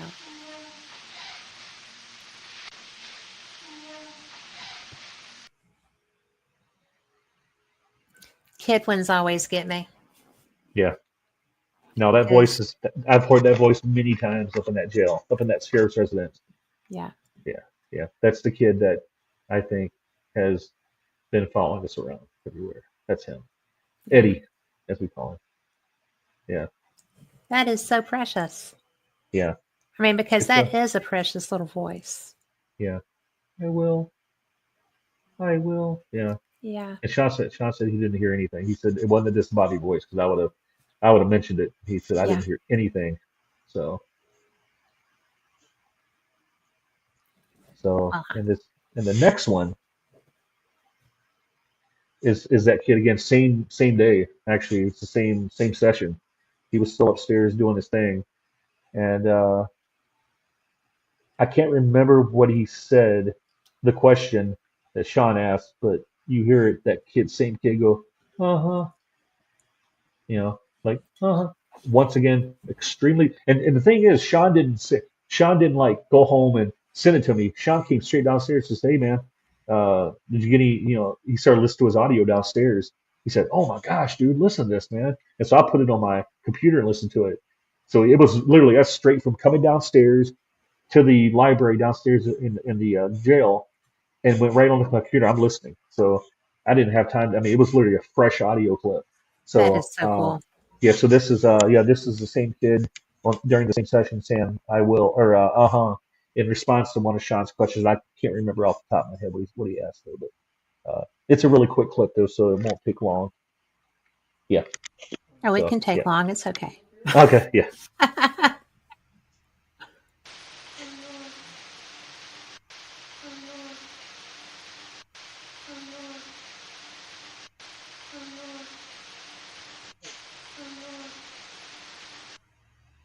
What do you think that's saying? To me, it's not like he says. It's not like he's saying but I mean, I don't know. It I might. thought it sounded like "come on." Would work too. Let's hear it again. I thought I heard a sharp at the beginning. Let's-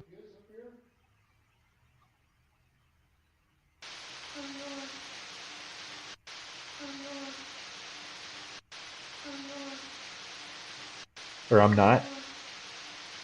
Could be that too. That is so cool. Yeah, That he was is very vocal. He was so vocal Yeah, and so he's like that a clear. lot. Yeah, he's like that a lot. Wow. Yeah, whether it's disembodied voices or EVPs, he's very vocal when it comes to stuff like that. Yeah, he comes through a lot. This is very early on in our communication with him. Those two EVPs were very early on in our communication, probably within the first year, like within the first few Okay. times we've communicated with him at the jail. This is very early on. Um, What um, a cool gift he's giving you.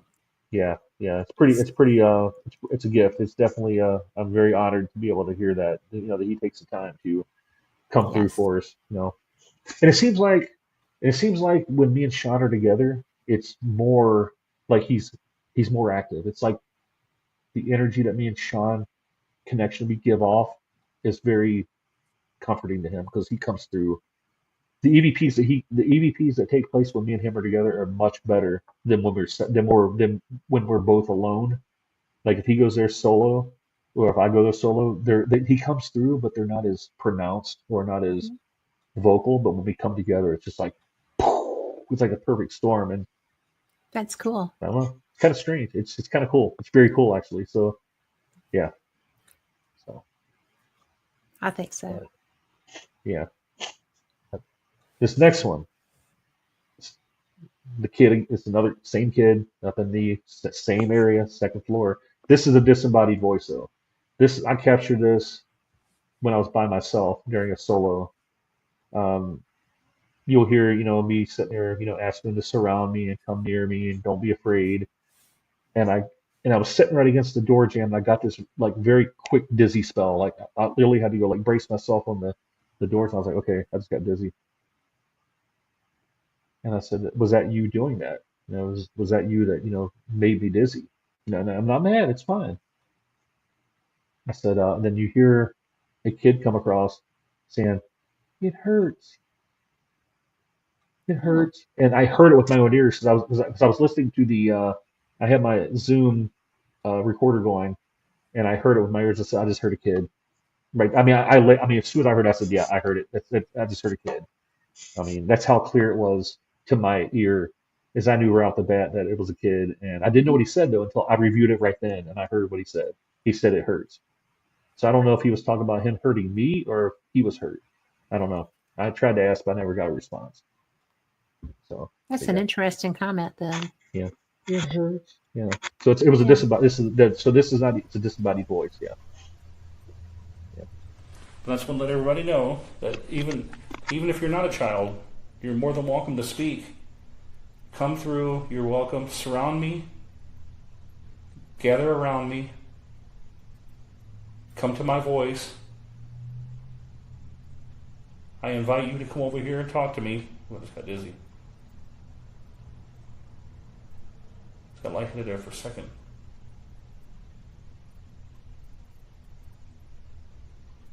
You can come over by me, but you can't do anything bad. Okay?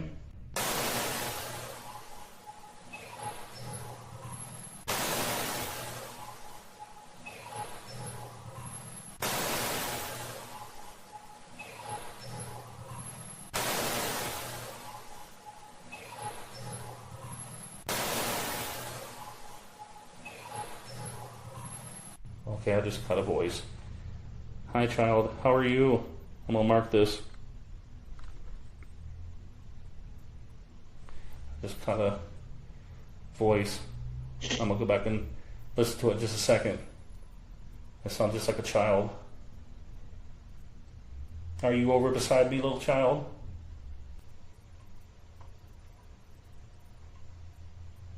So And I just want to let everybody know that Yeah, yeah. even if you're not a child,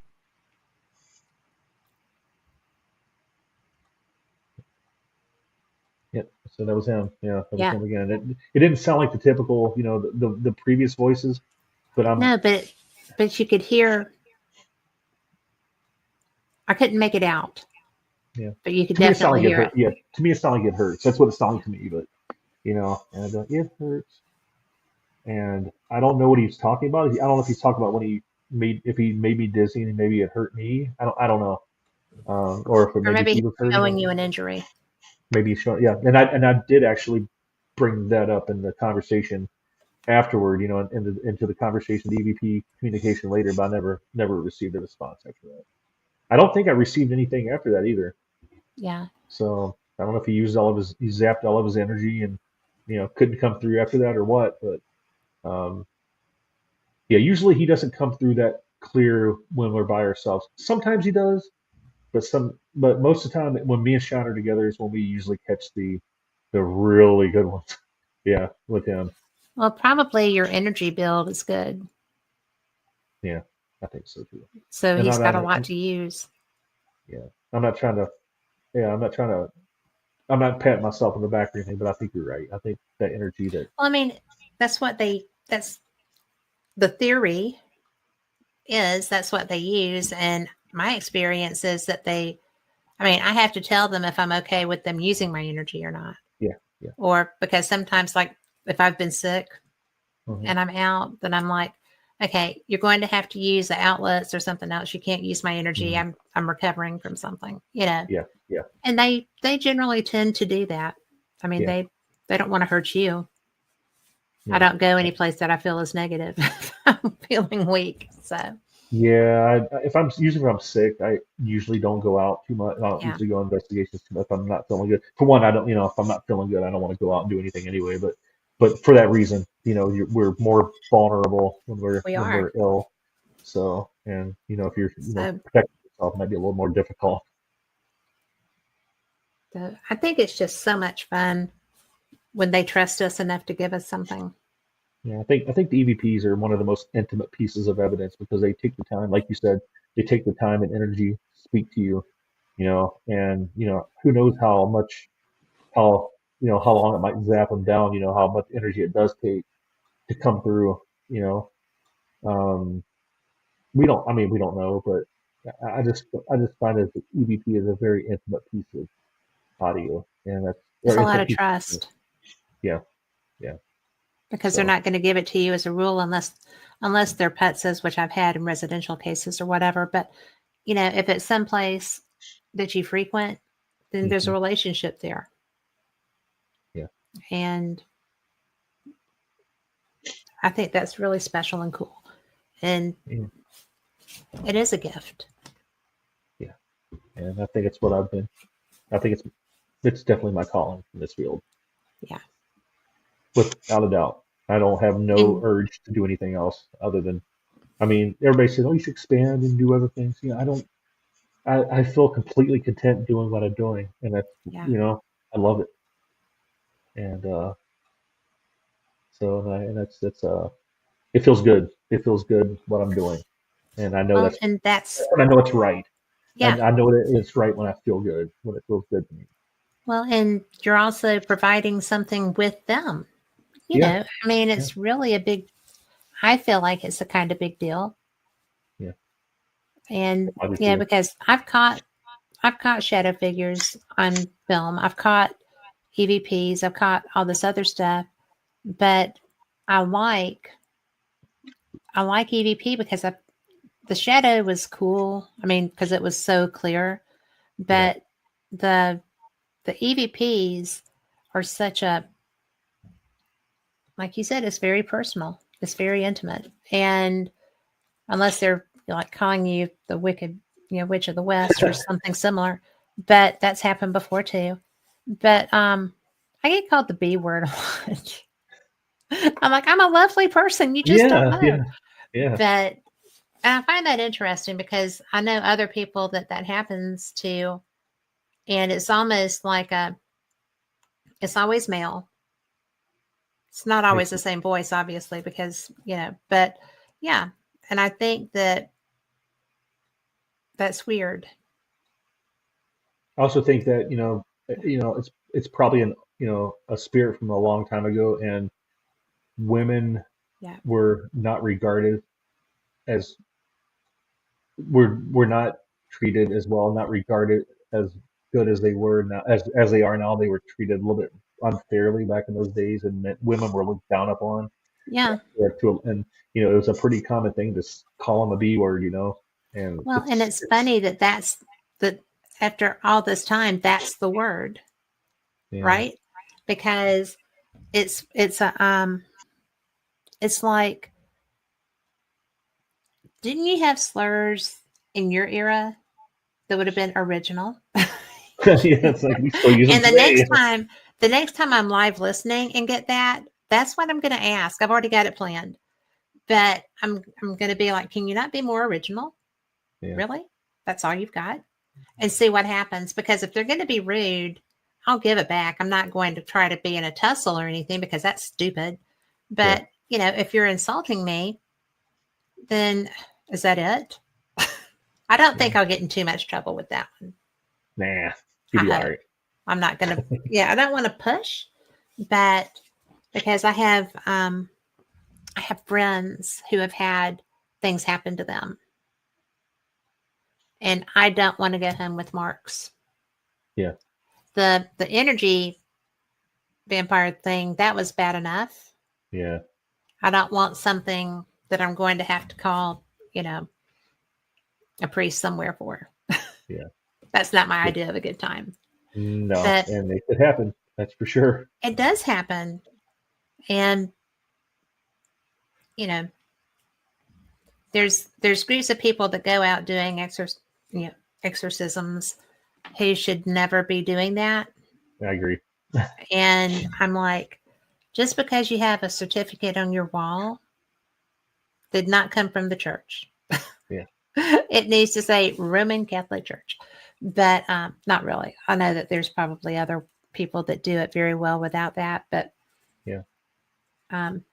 It's like they watch something on TV and think they're pros. Think they're like professionals. Staging houses and doing all this different, Native American type. Native American stuff can work. I've seen it work. No, I'm saying it wouldn't. I'm not saying it doesn't work. It's just I think people think they can that they're experts at it, and they try to do these things just because they saw it on TV or something, and they end up making it worse than what it was. Yes. That's what I'm talking about. Yeah. Oh, Native American stuff. Well, absolutely. Well, we had a case that I was participant on, and it was a family home, and we went in and we cleansed up. There was nothing indicative of anything demonic, nothing indicative of even a negative vibe in the house. But we saged, we cleansed, and we called it a day because there wasn't anything. We were there for hours. And like 2 weeks later, a group that's local to me showed up at that house and did an exorcism on their 6-year-old daughter. Ooh, wow. And when I found that out, I came undone. I mean, I was, hey, you don't do that to a child. And that's probably the most undiplomatic I've ever been in a paranormal situation. And I wasn't like that with the family, obviously, but I was like that with the group that went in there. Yeah. Because one of them I knew, and I knew that she was not what she professed to be. And boy, you don't do that with children. And that is what gets us a bad name. Yeah. That's why people look at us and go, oh, really? Yeah. No. I've seen what you guys have did before. Why would I trust you? So anyway, I don't know where this horse, came from that I'm sitting here on that's so high, but what's your next EVP? Okay, what is the next one? Let me see. Let me get down the list real quick. Okay. Sorry about that. Oh no, you're fine. Okay, this took place in 2018 at a place called Eden Springs Park It's in Benton Harbor, Michigan. Um, there's a spot in the park called the Drunk Tank. It's also the ice house too. When it was a functioning park and a functioning it was a society, a group of people that like a colony used to live there, and they used it as a drunk tank slash ice house. They used to get ice from the lake.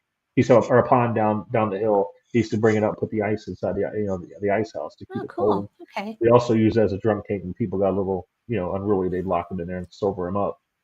So once again, another kid came through, and it sounds just like the kid that we've Get talked out. to in the Let's hear past.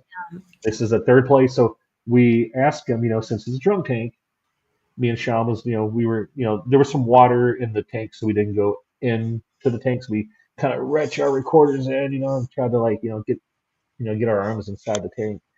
And there was two people standing behind us, maybe about 10 feet. You can kind of hear them talking very, quietly. Definitely can differentiate the voices. There was no kids there, obviously. Um, and I will make note of it in the clip. There's somebody back here talking. Just to make note of it. And then I said, "Hey, do you what kind of beer do you like? What kind of alcohol? What's your favorite? What's your favorite drink?" And you hear a little kid say, "Beer," and then a woman, then you hear a whisper go, "Wine." So beer and wine. Okay. So there was two people there. So yeah, you'll hear it. Yeah. What were you drinking? It was Liquor Louise or back there beer? talking. This was a reference. She's still talking. Can you tell us what your favorite beer was? Or what your favorite beer is? What do you like to drink?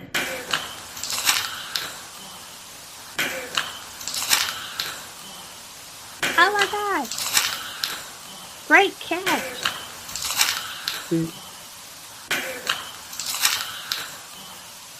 They said you tossed. Yeah. That's a great catch. Yeah. Little kid. What I don't know number if the was same. That was number 8. Yes, Okay. we have. Yeah, they have 2 more to go. They have 9 and 10. Yeah, but that was That was a brilliant. yeah. So that was another kid that we captured. I don't know. Like I said, I don't know if it's the same kid, but he sounds like the same It kid. sounds like the same kid. Yeah. So And I then the don't know where. lady, Yeah, wine. Yeah, I would be the wine. yeah. So what's your next one? Okay, I don't want number to miss 9. any of them. Yeah, this is number 9. Hold on. What is it? Okay, this is actually one I just captured. The most recent investigation where I was at the old Kosciuszko jail. This is what I was talking about where I had my Zoom recorder and then my body camera, Mhm. and the body camera caught the voice much, much louder than that high-priced multi-directional VR recorder. Yes. And I've never captured a kid in that area before. Um, this would have been right in between the solitary confinement and the women's block. There's a little section. They used to have like a little schoolhouse, like a one-room school, because at that particular jail, um, they would allow if the women that were actually incarcerated there, it just so the women would not be separated from their kids. They would actually allow the child to be there with them, and while they were incarcerated, if so they didn't separate the mother and the child. So it That was might not be very forward thinking. yeah. So it might not be too surprising that I caught a kid there because it's right next door Yeah. to where the women's where actually it's right next to the schoolhouse where the schoolroom would have been where they would taught the kids. Okay. So if they were old enough. So but yeah, you'll hear what sounds like to me on the original. This is the amplified clip. During the original clip, it's not as loud, but it sounds you can hear it better. But it sounds like he says "hug me," like "hug me," and so yeah, you'll hear that Okay. on this clip. It sounds like "hug me." But Warden, are you okay if I go into the ladies' cell over here, into the ladies' bullpen? If you're not okay with it, trigger this device I have in my hand. Walk up close to it. Or okay. Oh.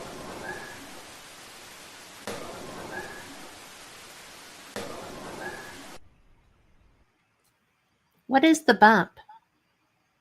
Like the bump between the voice. Yes. That's where I amplified it a little bit. You did such a Amplified good the job. amplified. I ran a little bit of noise because what it does if you amplify it too much, it causes a lot of noise reduction or amplify. It causes a lot of static in the noise. Hmm. So the original clip had a lot of like white noise in it. So I kind of use a little bit of noise cancellation to kind of tone down that noise, but still bring the voice up. Not enough noise cancellation that destroyed the audio, but just enough to kind of make it more of a pleasurable, make it more pleasurable to listen to. That was Um, a great catch. yeah, that was, I mean, yeah, yeah. wow.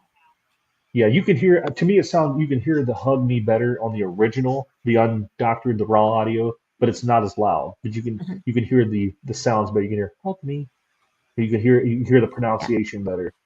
Um, Well, but you know, it's I could understand it in that one too, though. yeah, you can. I mean, that's a great catch, Yeah, once again, a kid in especially the jail. knowing that they had children there. Yeah, yeah, yeah. And It would was have that been the literally same like little boy? I don't know. I'm not sure. It's not the same. It's not the same place that I usually capture him at. No, I but I usually I mean, usually could be he could be following me on everywhere. You know, I don't know. You know, well, I you don't may know. have a friend I besides that think four-legged one. Yeah, I think I've heard him here before too in my home. So that'd be interesting. I don't want to say it to my girlfriend. So I don't want her to get freaked Oh out. yeah, I can't use those words here. Yeah. So, So, but and it's I interesting have that headphones, so huh? I'm okay. Yeah. So it's interesting that yeah, it was captured in a area where there would have been kids there. Hmm. So it's not totally out of the realm, a possibility that you know, but the kid could have been a kid that followed me down there from the jail cell, you know, from the sheriff's residence, the one I always talk to. I don't know. I don't know. It's just a These are speculation, but great EVPs. yeah, there's some there's like I said, there's a few I was like, oh man, I should have sent those to her. I should have sent that one too. I was like, oh well, Well, we'll you're going probably to have to keep a record of what we've already done, yeah. so that we I can. got a few more up my sleeve. Because Yeah, I love evidence shows. I yeah. absolutely love evidence shows. Yeah, this one was So captured. This is my version. I just posted this to my actual profile, my main Facebook page yesterday. Yeah, it was yesterday. So it's a brand new EVP. That's one I captured when I was there on the 18th of January. So that's like my most recent investigation. So that's like a fresh new EVP that's never been heard until yesterday. So I was like, that's a good one cool. to that's a good I one to think that's a share. great one. Was Yeah, that it's the pretty last cool. one? No, there's one more. Oh, okay. Well, we got a couple. We've got do it. This was Quick setup. okay. This occurred. This is one of our very early. This is back in our very early days. This happened in 2017, I believe. This was at the place called the Bristol Opera House in Bristol, Indiana. Um, we we were on the stage in the auditorium.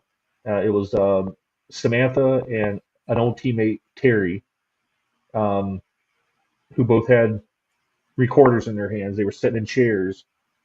And then over beside Terry, we had a table sitting there. We had a REM pod sitting on the table, and a recorder, and a little Olympus recorder, and a Care Bear, just a standard stuffed Care Bear, just sitting there trying to um, initiate a response. You know, being it was Mhm.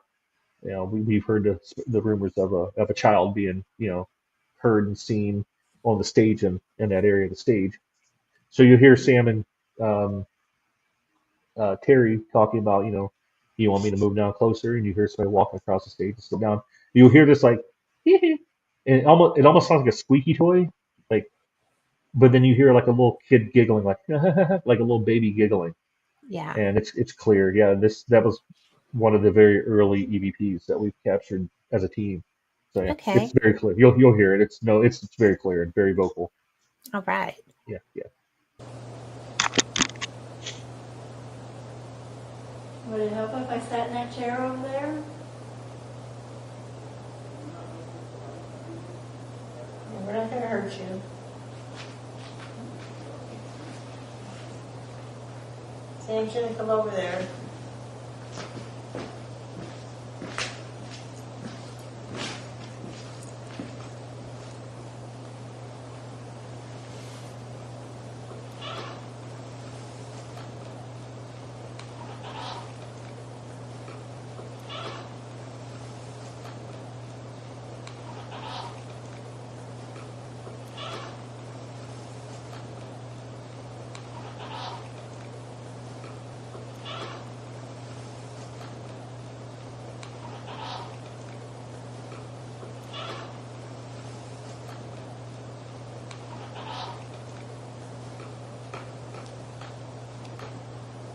That's it. Yeah. Yeah. That was kind of strange too. Yeah. What's interesting was I I gathered the audio from Samantha's recorder. I gathered the audio from Terry's recorder and the audio from the recorder that was sitting on the table. The audio recorder that was sitting on the table and Terry's recorder was the same exact recorder. It was an Olympus BN something, a little small little recorder. Mhm. I still have the recorders right now, and then Samantha's was her phone. The one on the table by the bear was the only one that captured anything. The other recorders were completely silent, not even a smidget of EVP. And and first thing I said when I caught the EVP, I'm like, okay, hey Sean, that bear, did it have like some kind of speaker in it, like a little, like a triggering thing that Mhm. had a speaker in it, or like did it talk? He's like, no. He said, I'll bring it over, show you. So he brought it over, and we're shaking it, squeezing it, and shaking it, and it was just a stuffed animal. There was nothing inside that bear that would have made any kind of noise. So the only thing was the bear, Grim Pod, and the recorder. Terry's recorder, Sam's recorder, and the only yeah, we also had the had a camcorder on it too, from across the stage, and the camcorder audio had nothing on it either. So Wow. the only recorder was the one right beside the bear. To me, it sounds like a little kid giggling. The second Mhm. one, like a little baby, Yeah. like a cooing baby, kind of like a giggling Yeah. baby.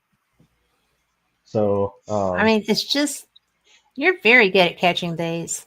I'm impressed. I mean, I run a lot of audio, so my odds are it increases my odds, you know. But It does. I think because I have such a love for it, I think it's I pour my passion into it, and I think the spirits see that, and it makes them comfortable knowing I'm there to hear it. You know, I told them anybody can probably do it. Anybody just Patience. patience and you know And run a lot review of your audio, evidence. review your evidence. I think there's a lot of people that don't. So I'm yeah, guilty sometimes. me But when too. I started realizing what I had, I started going back. So, Yeah, and it's really a lot of fun, but we are out of time. We're I a see that. we're 3 minutes a little over. bit bumping on it. 4 minutes But over. I just have to tell you that I have enjoyed this so much. We'll do it again and you can bring some more. I would love to come back So on if I you would have love me. that. So yeah. Thank you. Tell people where to find you right quick. Just I don't have really much social media other than my main Facebook page. Just look for Phil Gibson uh, Yep. on Facebook. I don't have any. I don't have Instagram, TikTok, or YouTube or anything like that. I do have an X account, but I usually just sports stuff. Well, we will Uh, just do find you on Facebook, find and me on he Facebook. shares a lot there. You'll be able to enjoy him there and get to know him. We didn't And get into the photography side of it, did we? I know that's another day. We'll We'll do that save it for. again. Maybe I have some more. Maybe I'll have some more projects done by then. Oh, I'm fine with whatever. I If it'll love ever your clear work. out. So So thank you. And for thanks, everyone Kat. listening, thank y'all for being here too. I know y'all enjoyed Philip, and y'all come back. Next week, I have Tom McNicholas and Nick Muley. So that's going to be a fun show because Tom doesn't do many shows. I'm thrilled that he's coming on. And I always love having Nick around. He is a good friend. They both are. So we will see you then. Thank you, Hey, guys. April, you have a good night too. And we'll see you same cat time, same cat channel. Good night.